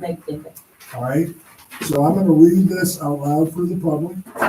And then basically what it says, just so people know, it's gotta have community people that will be part of the committee. And you gotta meet with the We Thrive people, and there are grants. And they can be used for the park, they can be used for different things in the village, but you gotta come up with a plan. and it's designed to make things better in the village and promote public health. So it says, whereas one of the fundamental principles of public health is that all people have a right to achieve optimal health, whereas individuals interact with their environment constantly, and these interactions affect the quality of life, whereas features of the built environment impact health, influencing behaviors, physical activity, patterns, social networks, and access to resources, whereas most events resulting in injury, disability, or death are predictable and preventable, whereas the Village of Cleves recognizes that enhancing the community's ability to respond to a public health emergency can also improve the emergency response for events such as a naturally occurring or man-made disasters, whereas preventing substance use and abuse and promoting responsible alcohol use can improve the overall health and quality of life of the community, whereas zip codes can be a predictor of health outcomes. Now therefore, let it be resolved that the Village of Cleves hereby recognizes the importance of partnering with public health to examine strategies timed at reducing chronic disease, preventing intentional and unintentional injuries, improving our community's ability to respond to a public health emergency, protecting the natural environment from environmental hazards, preventing substance use and abuse, creating social and physical environments that promotes healthy living and equal opportunity for all. Be it further resolved that the Village of Cleves will establish a We Thrive team consisting of a minimum, a council member or trustee, in this case it would be a council, a village, Cleves, administrative member, and 2 residents of the Village of Cleves. The We Thrive team will be responsible for leading community health and wellness efforts and serving as a liaison between Cleves and the Hamilton County Public Health. Be it further resolved that the Village of Cleves will select one or more of the We Thrive pathways and conduct an assessment, develop an action plan, and prioritize strategies aimed at improving the health, safety, and vitality of all community members. Be it further resolved that the Village of Cleves We Thrive team will designate a representative to participate in the We Thrive Community Learning Collaborative facilitated by the Hamilton County Public Health. Be it further resolved that the Village of Cleves will implement community programs, conduct education or awareness campaigns, and or adopt policies when appropriate to address health and safety issues identified through the assessment, data review, and prioritization process. Be it further resolved that the Village of Cleves We Thrive team shall report back to the Village of Cleves Council quarterly regarding steps taken to implement this resolution, additional steps planned, and any desired actions that would need to be taken by the Village of Cleves Council or other agencies or departments to implement the steps taken or planned. And there's a couple of additions in there that I'll correct in the final resolution. That's the We Thrive pathway, and I will open it up to any discussion or questions the council has. I didn't get a copy of that, Chuck. Yeah, I'll just hand this over to you, Gary. I have it, but it, I'm page gonna have 2 to is correct messed it up a on that. little with the next resolution for the contract with, the law director. You don't have that? No, I have it, but page 2 is, I didn't get the page 2 of the resolution for We Thrive. I got 2 page 2s of the I'll make sure you article. get that. That's fine. I do have one question though. It sounds like once we enter into this, there's going to be some man hours involved, it sounds like. Are we going to have any kind of a financial commitment to this? I know that there's grants you can apply for, that's how the skate park was first initially put in. Do we have financial Not responsibility? that they made me aware of it. We don't even have a rep yet because they replaced our rep. And I talked to them the other day, if, sent on the copy of the resolution and said, this is what we're gonna be presenting, is there anything else I need to be aware of or tell council, and there was nothing that they gave me. I will double check with that. I think the real benefit, if you take, for example, North Bend, I think they just got $25,000 for, building their park paths and that. I know that Ms. Boyce has brought up the issue of our flooding system over at the park previously, as far as the paths are concerned. There's opportunities to get money for those type of things.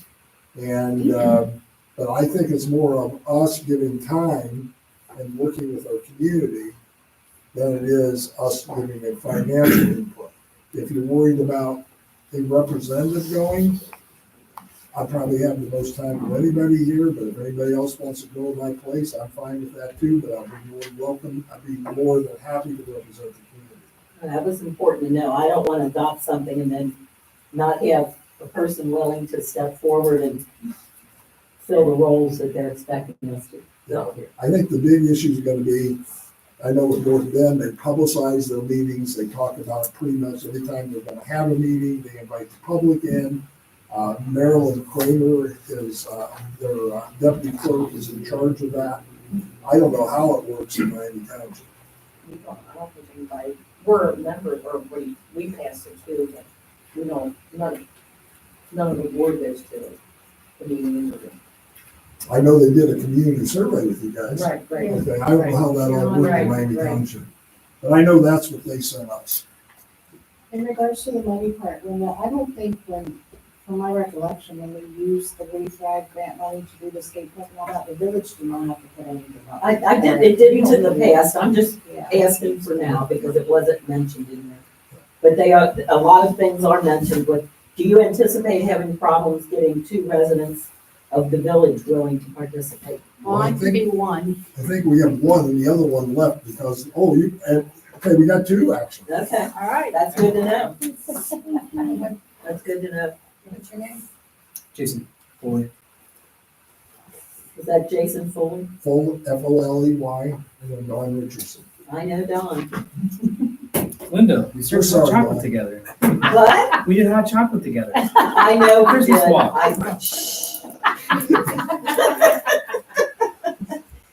Any other questions from the community or from council?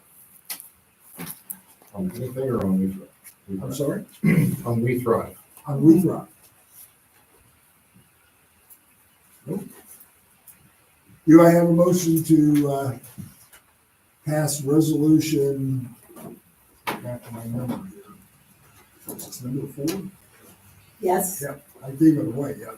Resolution 4 to join We Thrive. I'll make the motion. I'll second. Motion made by Mrs. Bolton, seconded by Ms. Meister. Is there any further discussion? Any questions in the community? Mrs. Bolton, call the roll, please. Mrs. Bolden, yay. Mr. Walters? Yes. Mr. Burns? Yes. Ms. Meister? Yes. Mr. Williams? Yes. Ms. Boyce? Yes.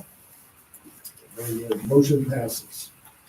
I'm sorry?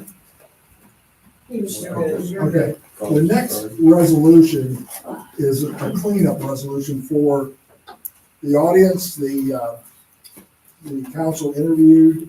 I recommended Ron Merkel to be our attorney. I asked him to construct a contract and we would put it into a resolution. Does anybody council not have that complete information? I need to know that first. Because honestly, I couldn't have left it out. It was No, late night.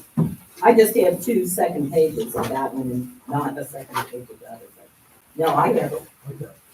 It's the last one under the resolution. All right, let me see if I can get this where I can read it. Now, is it your hope, Chuck, in the future that these resolutions will be, whether they're lined up on the counter right outside the door, that residents will be able to look and read these so Yeah, that we're yeah. not reading these out? Yes, that was my intent Okay. tonight. Okay, I was gonna Yeah, suggest that. that was my intent tonight. They used to do it at the library too. Well, They used to have all the, I don't Yeah, know. we used to. Yeah. But if he lines them up on that counter, and people can pick one up as they're coming in or read them. They'll probably be on their chairs. This is not a letter, it's a resolution. You don't have to for a resolution. Ordinances have to be adopted either by three readings or by an emergency to suspend the rules. Or resolutions do not. Yes. No. Oh, suspend reading it. I see what you're saying. I'm sorry, I misunderstood. All right, so. I don't know. So I can read it for the public. Resolution number 5/2024. Resolution to enter into a contract with Rob Merkel to serve the village of Cleves as village law director / solicitor. Whereas the village of Cleves council voted on January 25th, 2024 to hire Rob Merkel as the law director and solicitor, and whereas Rob Merkel wishes to serve as law director and solicitor of the village of Cleves, the provisions outlined below will serve in that capacity in accordance with the following provisions stated in the following contractual agreement. This agreement is entered into by Robert Merkel Jr. of Merkel Law Office LLC, at the hereafter Merkel, and the village of Cleves, thereafter village, which agree to the following commencing on January 25th, 2024. Pursuant to Cleves, Ohio Code of Ordinances 31.100, the legislative authority appointed Robert Merkel Jr. as the village solicitor on January 25th, 2024. Merkel will provide legal service to the village by attending to legal matters which arise in the normal course of business, prepare documents, contracts, ordinances, interpret legal issues or questions, assist in ensuring legal compliance by the village, including additional duties at the request of the legislative authority. Merkel will provide up to 8 hours per month for the agreed upon compensation. Should hours be unused in a particular month, the additional hours will be available the following month and shall expire at the end of each 3-month quarter. Should Merkel accumulate hours in excess of 24 hours in a quarter, additional hours will be calculated at the end of each quarter and invoice at a reduced rate of $175 per hour. And so the public knows most are now charging somewhere close, approaching $300 an hour. So this is not a bad deal at all. And that's if we need the extra hours. That's if we need the extra hours, correct. I'll explain why. I hope that's not going to be the case. Merkel will provide a detailed log of billed hours should it result in additional hours at the end of each quarter. The village shall compensate Merkel $18,000. That is what our former solicitor made a year, to the village, payable in 4 quarterly payments or in 12 payments, whichever is agreed upon. Additional time should be accumulated, as stated in point 2 would increase the compensation from above. The agreement shall be for 1 year from the date of appointment, that's January 25th, 2024. Should this contract need to be modified, it shall be modified only by mutual agreement between parties and memorialized in writing. Merkel will submit a W-9 and be issued a 1099 for year-end taxes. Merkel will not participate in PERS pension system and will be compensated for the contract and will file a 1099 with his taxes at the year's close. For the council, just to give you a little background, I checked with Mrs. Ozer. I believe Mr. Nicholas was in PERS, correct? Yes. So that's about 18%? Yes. Withholding? So 18. 17%, 10 and 7. Is it 17%? So 17%, we were paying in addition to the salary. You will not be paying that with this attorney. He's not allowed to be in PERS. I don't understand why, but he's just not, because of his other retirement. He can't participate in anything else, so he takes care of that all himself. As far as if he's going to settle with Social Security, and that will not cost the village any additional. And he's billing us. Yeah. Monthly or quarterly. Yeah. Okay. Any questions that any of the council members have, comments? Since he won't always be present at the meetings, he will be available should you need to contact him, Absolutely. correct? Okay. Yeah, what'll happen is we'll either get him into a video link or we will put him on speaker if we're in executive session, or he's probably gonna be. Okay. All right, no, that's fine. Yeah, unless I feel we need him, I'm not asking, because we're not gonna pay for him driving down. No, that's fine, I understand. I'm just clarifying. I just want the public to understand we're trying to make sure we pinch every penny we can pinch. And, so that's sort of why I wanted him to structure things this way when I was interviewing people to replace, Mr. Nicholas before we went to the council. That was my primary focus. How do we get good legal quality service at the lowest possible cost to the taxpayer? Any other comments? Any comments from the audience? Do I have a motion to adopt this contract? Make a motion to adopt the resolution number 5/2024, resolution to enter into a contract with Robert Merkel, Village Water Electricity. Do I have a second? I'll second. Mr. Williams, second. Mr. Walters made the motion. Nope. Is there any further discussion? Bobby. No further discussion. Mr. Bolt, please call the roll. Okay, Ms. Boyd, Yes. Mr. Williams. Yes. Ms. Meister, Yes. Mr. Burns, Yes. Mr. Walters, Thank you. Yes. Ms. Bolton, yay. Okay. I'm gonna move on. As I said, Mr. Ray Hall is not here tonight, but there are some things I need to make the public aware of. Probably some of the things I'm gonna tell them they aren't gonna like, but it's reality. MSD Sewer has raised our sewer rates 3%. That is already causing some of our residents some issues. I dealt with a couple of them the other day.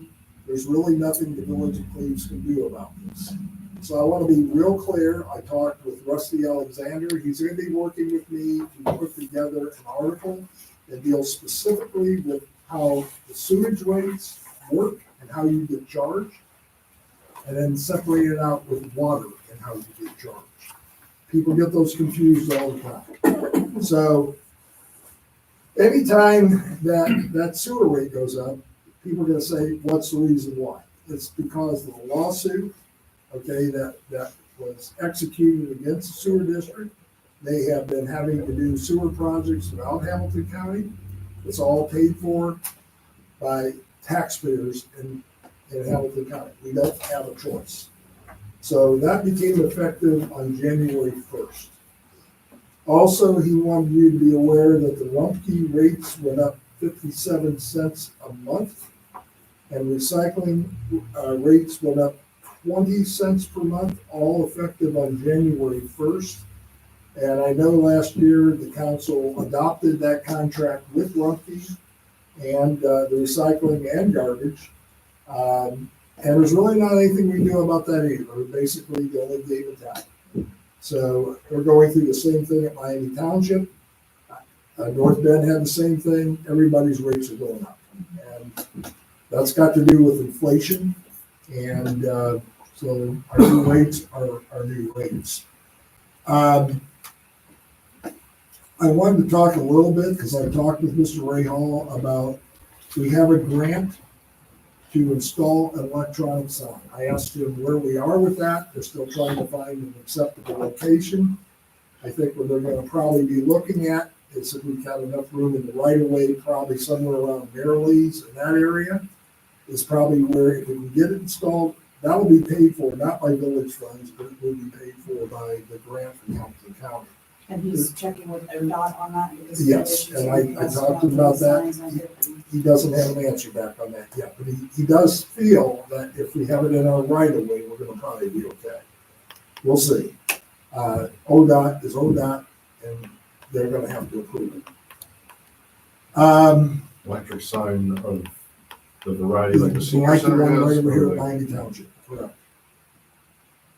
And We where don't would want it go? distracted drivers on 50 either, so. Where would it If you want go? to talk about the next It's gonna go council on meeting, with US people flying by at 70 miles per Right in hour. our right of way by Maryland's or You driven that up road? towards BP.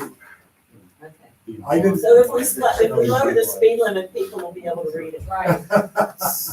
Yeah. Although Addison does it, right? So there is an ordinance that Cleves has with respect to lighted signs. I'm sorry? There is an ordinance with respect to lighted Is signs. it in the zoning ordinance or is it a separate ordinance? It's a separate ordinance, and it's in the zoning. I would suggest we look at that and see what it is, because that will tell you how large your sign is and where to put it. Okay. That might take some going back to looking at some of the ordinances. Yeah, That's been and- since 2010, I believe. Yeah, pardon? That's been since 2010, so it shouldn't be that totally old. Well, it was back when I was, It might have been updated or revised, because it's been updated or it's been Okay. talked about since I've been here. I didn't, like I said, that started before I came on board. I do want to address the sheriff's contract for a second for the public. And maybe I just need to join these together in my report and his report. I need to make a statement that's gonna sound sort of confusing, and I apologize if it's that way. But Ms. Lozer has spent a lot of time reviewing our finances. And everybody here knows we put on a 7 mil levy last election and it failed. You can only make a decision based on the numbers that are given to you. So I want to be real clear in what I'm saying here. And I'll try to do it as politely and as professionally as I can. If Jerry would have had the numbers that Mrs. Ozer presented, you would not have a 7% levy. You might not even have seen one this past year. The numbers we had were a result of over appropriation in certain areas that I'm not sure the council knew about. You have to trust the numbers you're given. There's no other way to get around it. But the numbers were not accurate. That doesn't mean that we're in great shape financially. It doesn't mean that at all. And what it does mean is we're not going to be putting a levy on this year. We're going to be evaluating every expenditure, what the numbers are coming in, which I know are accurate because I spent time with Cindy talking about it. And I think our finance committee has spent time talking about it. And we're going to have to look at a levy, but we don't know what that amount is. And I can promise you it'll be right size. It'll be the smallest amount we possibly can. That's going to put our village in as decent shape as it can be. I made a pledge during the election that there would be no levy ever put on in this village as long as I was mayor, unless we have 3 public meetings. So whatever is decided as we go forward, I would encourage those in the audience to pay close attention. Our new website that will be up will have the financial documents on it. We're going to be as transparent as we possibly can be. Eventually, all these meetings will also be on our new website. Now, the problem with the new website is I had to tell them I couldn't meet this week. I was hoping to launch it yesterday. Couldn't meet. I had too many things going, too many different things going. I can't control that, but I do know we're going to be meeting, and hopefully we're going to have it up on the 19th. I also want to give the council an update, because I think everybody knows that Mr. Rahal was to get a hold of former Mayor Myers to get the access to this website and to our email. I got an email from Mr. Rahal last Friday that Mr. Myers agreed to do that, and that's the last I've heard. So we still don't have access, and I don't know the answers to why, because Mr. Rahal and I didn't talk about that. But I am going to talk about some other things. Getting back to the police contract, we have no idea, absolutely no idea what this is gonna actually cost in the end. There's too many unknowns. I handed out a contract to I believe it started in trying to think which one, may have been the finance committee. And my contract that I had access to actually didn't involve Addison. In another meeting I had with, I believe, the safety committee, Mr. Ray Hall indicated, and you correct me if I'm wrong, Mr. Williams, is that I didn't have the right numbers and it was a much lower amount.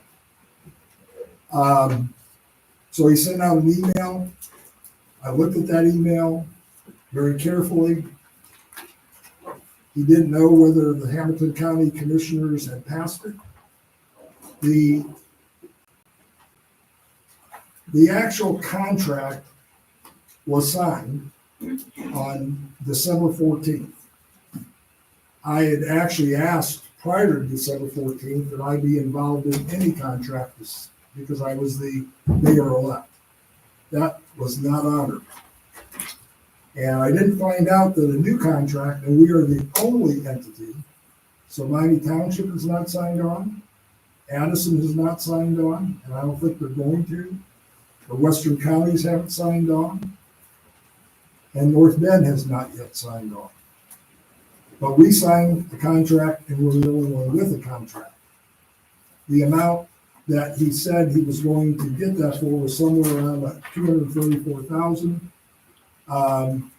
The actual contract, I went and got the downloading contract that was signed not only by Mr. Rayall, but was also signed by our former solicitor.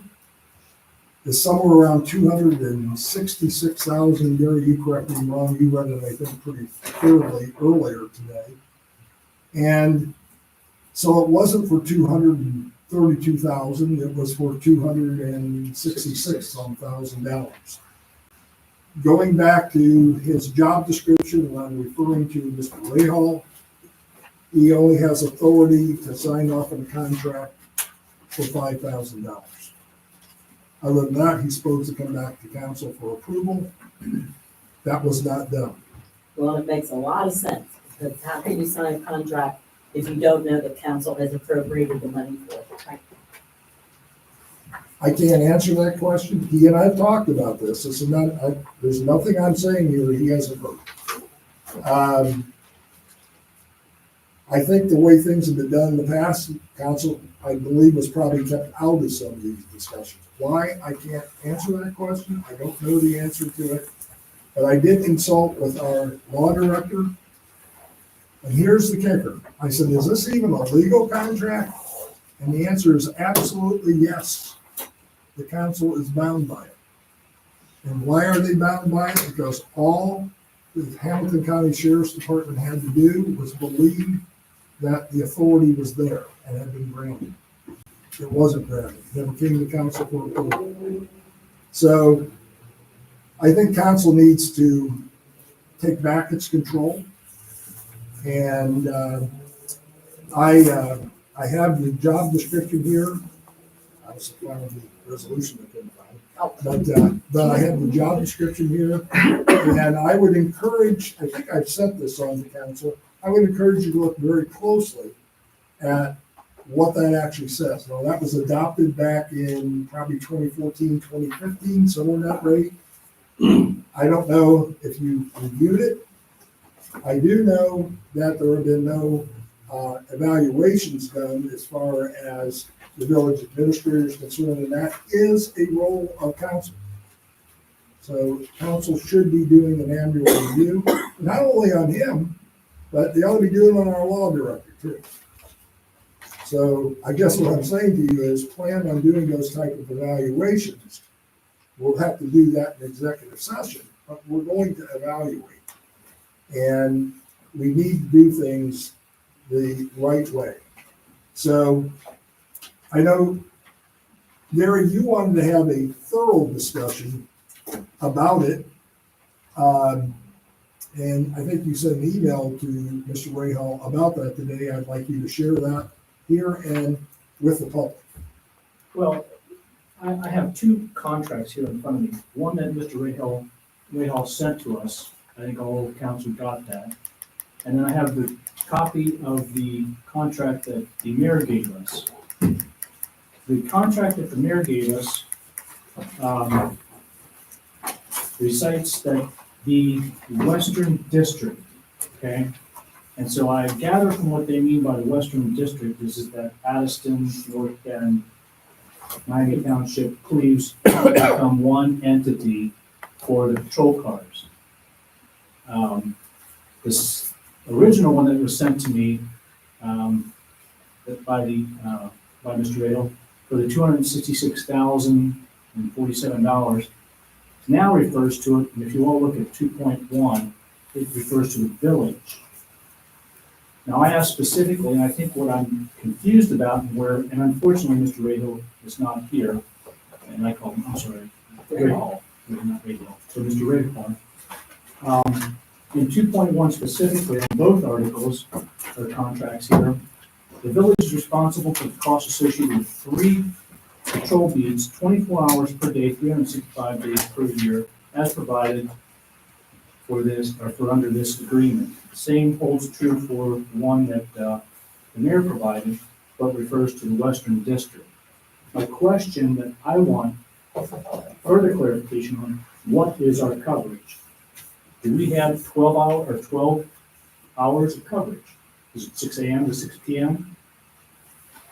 The other question I have is that we are paying personnel expenses for the same thing, 365 days of the year, 24 hours, whereas those expenses, I think, would be prorated if we have a Western District.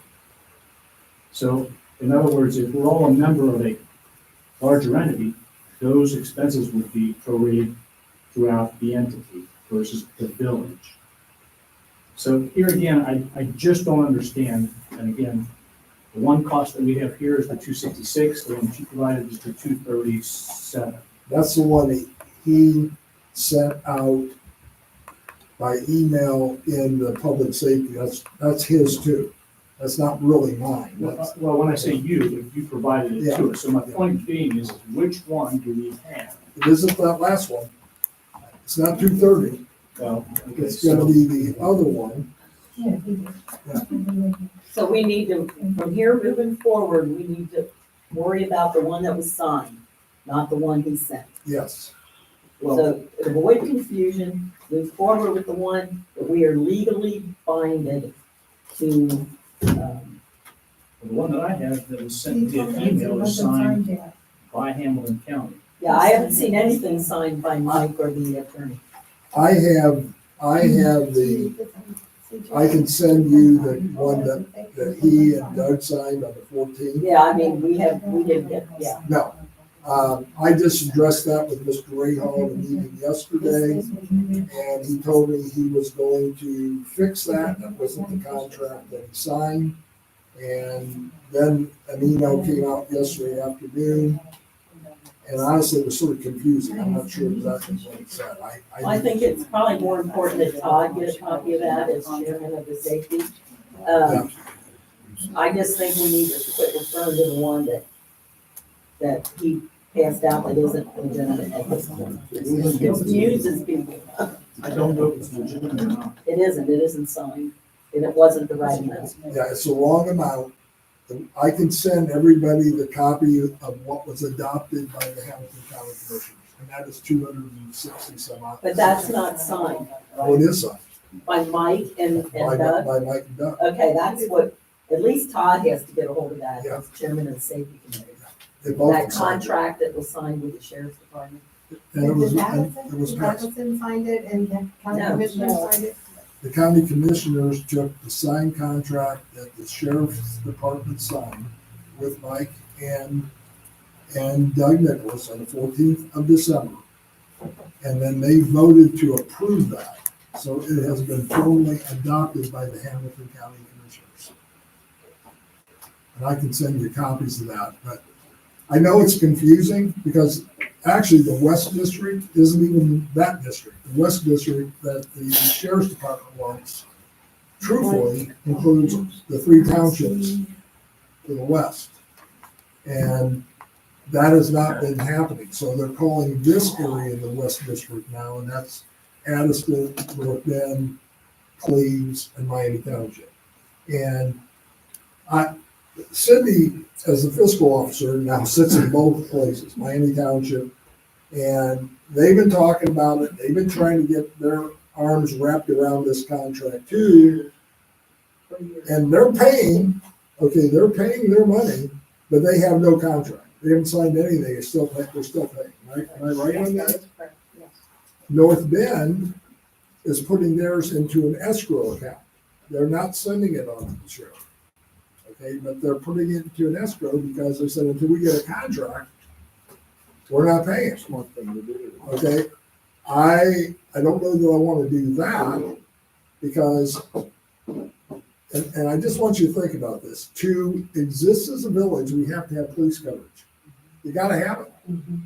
If the sheriff's department one day just simply said to North Bend, look, we ain't got any money since 2020. We're not doing this anymore. They got to come up with their own police force. We will be in the same boat if we don't figure this out. Okay, we're going to be in the same boat. So to plan a truthful budget, and you don't know, and I'm just going to say this because I think I'm accurate what I'm saying, Cindy. You correct me if I'm wrong. It's not a done deal that you guys are going to be able to even afford what they're asking. Right. Because You're talking about village or? I'm talking about both? township. Yeah.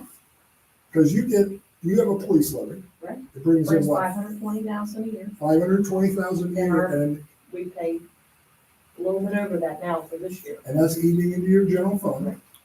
All right, so it's eating into their general fund. They're going to be up for a levy in Miami Township in 2026, I believe. Yeah, that's general fund. We have police. I mean, that's what I'm talking about. Yeah, But you're taking money from Police this year. Yeah, but you got that this year? Yeah. I'm thinking about the fact you've been paying the extra out of your general fund, and that's been depleting your general fund. No, we have, no, just this year. This is the first year you paid, Yeah. but That will be paying out of general fund. but that is depleting, it's moving it down, Yeah. and your general Right. fund, you need a general fund levy in 2026. Yes, that is correct. And then you got a police levy this year, And a fire levy. and so just think about your own taxes for a second, okay? Think about police taxes. Everybody seen their tax bills for this year? Have you seen it yet from the auditor? Just so you know, we're not gonna get this money this year, but without a levy being passed next year in our budget, we're gonna have about $83,000 on inflated value. That's an unnoted tax increase. I calculated mine out.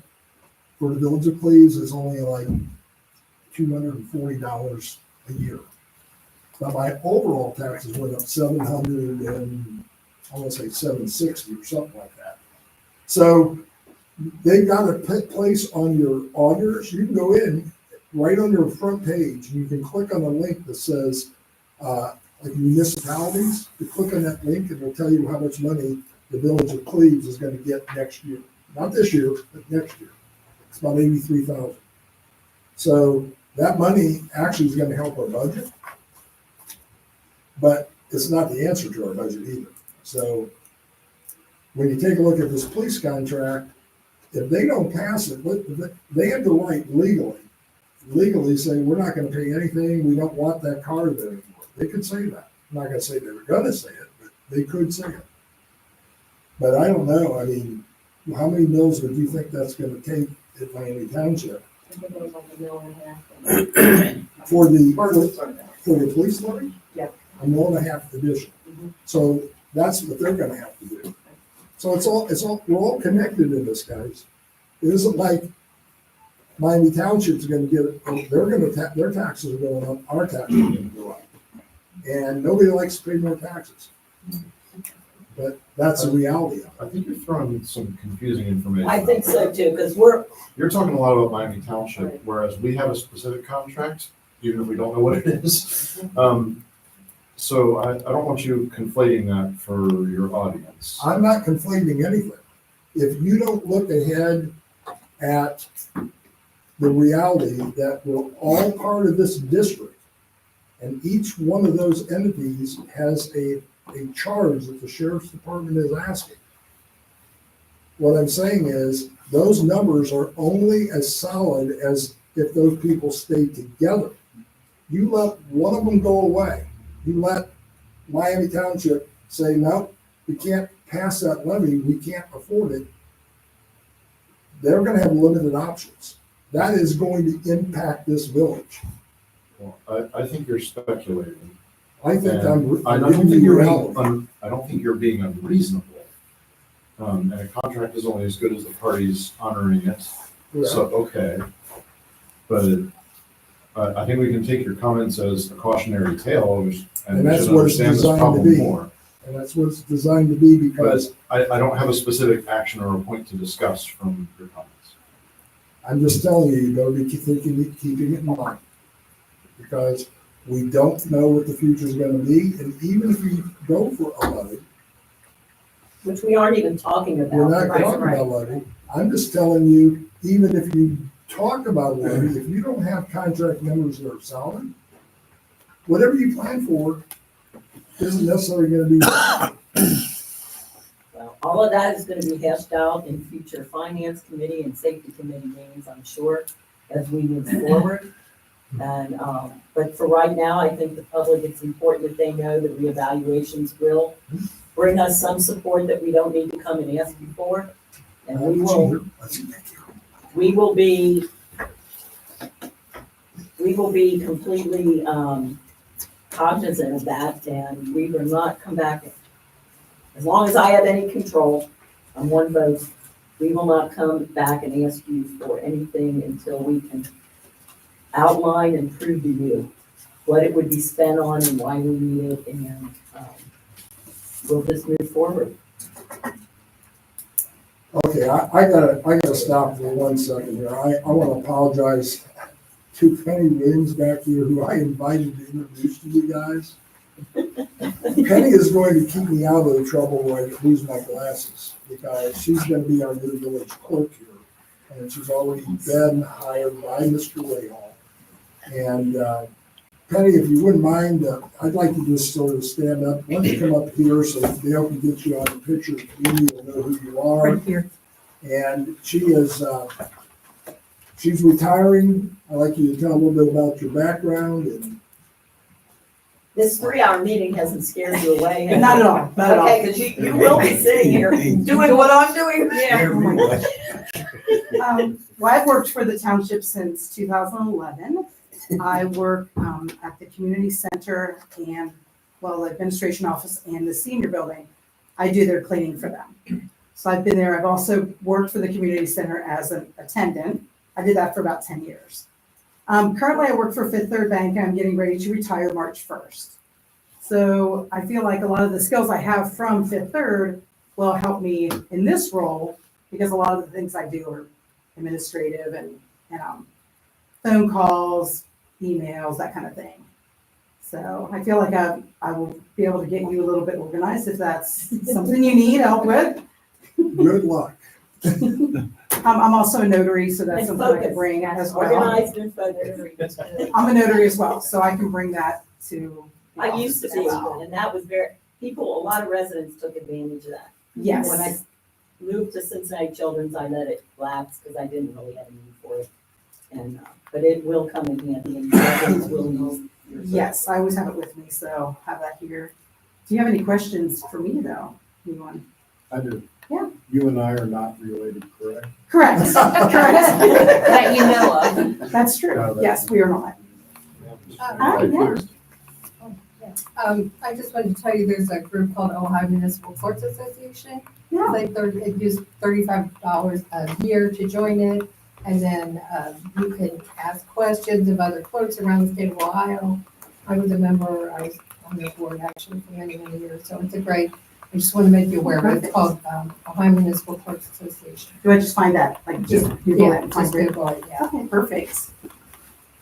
The only thing that I want the public to know is we are going to be operating out of this building. I'll be here most mornings, okay, till about noon. And we'll come in here and work from noon till about 4. The only day this place is not gonna be open is on Tuesdays. And if I'm not in, there's gonna be, this is Mrs. Bolton's idea, and I sort of like it, because I'm not gonna always be in physically in the office. There'll be a sign out there, that'll say, mayor in, mayor out. You'll be able to drive by, oh, no, he's in here right now. But there's also gonna be, if you wanna stop, there's gonna be a number where you'll be able to contact me. I wanna be very accessible to the community. And, but welcome, thank you for coming tonight, and I apologize for making you sit through all this. No, I wanted to get the feel for how the meeting goes, so I'm happy to be here. Get ready to take notes. Yes. Thank you. I will tell you too, Penny, that I was the clerk / treasurer for 18 years. And then they split the 2 jobs, so I do have some background, and I will be more than happy to help you with anything that is related to the clerk of council's responsibility. Perfect. Because there's 2 distinct responsibilities between the fiscal officer and the village clerk of council, and at one time they will combine. So I will come down, and once you start, I will come down and visit you in the afternoon. And That'll be I'll help March you however 11th. you So March need 11th. to Yeah, help. I'll be here. After Yes. what date? March 11th, I'm starting. Okay. Yes. Because I'm still not Before the retired next yet. meeting. Yeah. Anyhow, I want to update you on the, I was gonna have Mr. Rahal do this on the proposed filling station for, it's a water filling station for Miami Township. Many of you will remember we used to have one down by the, it was down by the maintenance building. And they have a need, they have a number of citizens that live out towards Jordan, and they don't have water. And so they've asked whether or not they could reopen that. I met with Mr. Rahal, I both met with trustee Blanton and their fiscal officer. I talked with trustee Blanton today. There were some issues concerned about whether or not we had to open it up to non-residents. And I thought this probably isn't gonna be Cleves. Cleves don't have cisterns. So I mean, we have our own water in here, but there are residents in Miami Township that don't, and they come regularly. If you aren't aware, there's some that even want to sue the village of Cleves. We've been there during those meetings. They're not happy with us. There will be no village funds that put this in or operate. There won't be any, it used to be in the past, we had to hire somebody to be there. That's not gonna happen. There'll be a money reader. It's gonna be a credit card reader. They're gonna have to have a permit to come on our property. It's only gonna be open after the maintenance department closes. They're not gonna be going into where the recycling is. They're gonna be backing into, with their water, actually in the cement lot, okay, right there in front of the blue building, the maintenance building. They're gonna install it. They're going to maintain it. The water department's gonna get the money. Okay, so it goes to Cleves Water. We're not getting anything out of it. The only thing I think we'll get out of it is the fact that we're being a good neighbor and a partner with Miami Township. I So think there that's will be some extremely type of billing thing, it will not be in their system. I'm sorry? There will be some type of billing thing, it will not be in their system, it's a pay before you get the water. Yeah, they gotta pay it with a credit card. And so I told Mr. Blanton to get with their attorney, present us with a contract. When I get that contract, I'm gonna bring it back to you for approval.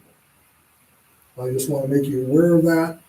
And I also wanna make you aware of 119 North Miami cleanup. There is a contract being put together. They should probably gonna be delivered next week by our zoning official. They have agreed we're gonna provide the dumpster. And they have agreed to just let us go ahead and put the cost of cleanup. John said it would be about $75 of labor time. They're gonna pay for the labor, they're gonna pay for the dumpster, but we're just gonna be putting it under taxes. So we're gonna get that money back through the taxes. Last time, the last agreement with 119, different tenant, but related, they're the same family. they didn't pay anything back to the village. So to get that cleaned up, that's gonna be happening probably within the next week, week and a half. And so I just wanna make you aware of that. And then the last thing I wanna talk about, and I don't know whether you guys have this or not.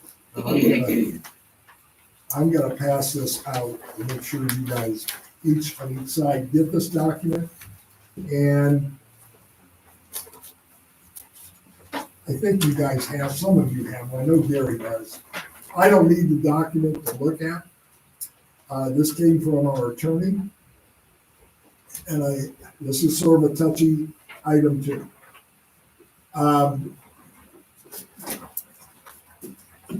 About 3 weeks ago, I learned that there were documents from the old police department stored in the water department basement. And I didn't know all the details at times, but I'm going to give you the details now. 2018, I believe our police chief was Rick Jones. Rick Jones ordered our police department to take out police documents because the basement flooded down at the police station. So they were taken up there and they were supposed to have been secured and put into a secured environment, the doors locked, and that evidently was not happening. And the reason I know it wasn't happening is I went over to that area and I was looking for park documents, partly because of the fact that I wanted to see what type of restrictions were in there. I think Mr. Oppenheimer had asked for public records requests that they couldn't find, didn't have any park documents. Well, there were boxes of them down there. While I was down there were police evidence boxes with a sealed tape cup. And in that, there were videos of interviews of children that were interviewed by the police. Those should not be, in my opinion, something anybody who walks down there. Now, there's not a lot of people going to go down there, but the stuff that was down there, nobody should see. There were open boxes of police informants. There were open boxes of personnel files that are police secure files. Nobody but a law enforcement officer can actually look through them. When I found it out, I gave a directive to Mr. Rahal to change the lock on that door and to secure it. And he and I had a little disagreement over that. He didn't think we needed to do it. He thought the sheriff's department could go ahead and take care of it. In our interviews, we talked to our law director. I put a scenario out about it. And he was very clear on what he indicated needed to happen. Subsequently, there was a discussion at my request that Mr. Rahal was to have with our law director. And I got an email back saying that he agreed, I'm talking about our law director, agreed with him. And I'm sitting there going, that can't possibly be. So I called our law director. He said, no, that's not what I said. I actually have the email here. So if you want to see what was said, I can actually show it. But I just want you to be aware there was a disagreement. So I brought Mr. Merkel over here on Monday, went downstairs. We had a hard time finding the videos. We did find them, but they weren't there in the place where it was left.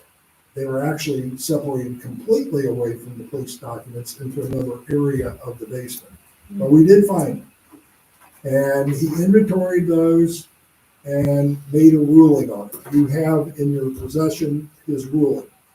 I just want to tell you that I asked him today how that needs to be done. How does it need to be inventoried? He said, well, this will never go to the sheriff's department. You will never turn them over to the sheriff's. It's got nothing to do with sheriff's department. They're not sheriff's department documents.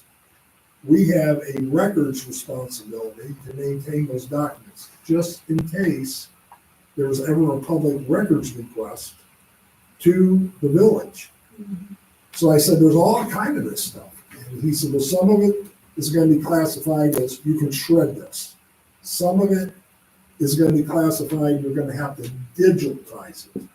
Some of it's gonna be classified that you're gonna have to just maintain it as it is, like, for example, fingerprints. There are fingerprint files down there. So he is suggesting that an independent law agency come in. I asked him what the cost of that was going to be, and he said somewhere between $2,000 and $4,000 as far as them to go through and catalog it. The second person who brought it over ordered them there. It was another round. Was our former police chief, Dan Reed. Okay, now, once again, I think there were security protocols, nothing that I can find in writing, but what I've been told is there were security protocols that were supposed to take place. Those security protocols were not being followed. So the way it's going to stand now is he's going to find an independent law agency. It actually has to be a law agency. Who is he? I'm talking about Rob Merkel. Okay. That's what's in your roundabout way. It's not as clear as what I'm trying to explain because I had to ask him questions so I could explain this to you tonight. But he said, then we're going to need to purchase a terabyte hard drive and we're going to have to digitize it. Penny? Probably under supervision. You probably should have waited until she left. Yeah. She's never coming back. Come on. So- She can change her mind. So there's going to be a lot of work here. You may be working more hours than what I initially thought. Okay. And then he's going to have to prove that. I'm assuming you're going to be the one who does it because the village of Cleves is going to have to maintain control over that because there are documents and nobody else's. If that makes sense for you guys. In the meantime, are they gonna cage this stuff in? What are they gonna do in the meantime? They're supposed to be secured. That was his original thing, okay, to cage it. I didn't hear that from him and I didn't see it in there, so I don't know the answer to that question. So until this is done, it's still just unsecure. Now, it's gotta be, the lock, I believe, still needs to be changed. There needs to be two people that have the key. One, my suggestion was Cindy Ozer, and the other one was Mike Rayoff. The only two, and when somebody comes in, you get their name, what's the purpose for going down there, and when they come out, and Cindy, you know, when I took those boxes, I came to you immediately and said, I am taking boxes that are, and I showed you that they were park documents, okay? We need to know why they're going down, and it's secure. So there's police documentation mixed in with village records that were also taken There's down when they moved to that building. And honestly, yes, and some of those are such historical importance. Those are gonna have to somehow be dealt with too, and I don't know the answer to that yet. When was the last time a records commission was held? They never- Judy, I don't know that. I asked him to bring me that information and he did bring it. And it's sitting out here as a white notebook. I haven't had time to review it yet. It's got the latest records. Retention. That includes police. Yep. I think, I've seen I it. remember sitting in one in the 18 years I was here. But it is a difficult process that got pushed off, because we're a small village and we just didn't have the resources. But I don't know that we ever had a formal record commission. I knew as the clerk I was part of it. But, I mean, I kept everything. I knew where everything was. All the ordinances, we never destroyed one ordinance. We had books from the 1950s. They're still down there. Yeah. They don't have revised code. It's so valid. Then there's a process as far as like when you were saying like shred or whatever, like there's a. But that's process. village records. The police issues something totally separate. That should have been in the property room, secure. Yeah, absolutely. That should never- It should never have been in the basement. They had a property room over here that everything was locked and sealed. And I don't know how some of that stuff got to the basement. But you're gonna give a key to two people, but somebody got down there in the time you were down there and moved the videos. Yep, they did. Of the investigations that included minors. Yeah, because I was shocked when I went down there. And I'm going, I don't see anything, I don't see You anything. all had access. They may have made an attempt to get it out of You the, all had access to hide it everybody at the waterworks. somewhere, so it wasn't. Previously, you all had access to Yeah, that. there's, should have been 2 people with keys. I'm not asking what should have been, asking who had access to that basement prior to it being, I will The ask. door's open. everybody The at the door, waterworks. when I It's went not down even the locked, first it's time, open. when I Has went it down been there the first time, secured the door yet? was standing wide open. I don't think so. Has it been secured yet? Only with the old lock and the old keys, and I don't know how secure that is. I think it needs to have a lock So change can on it. John be instructed to change that lock I will tomorrow? instruct him tomorrow. I will instruct him to do it tomorrow. Please.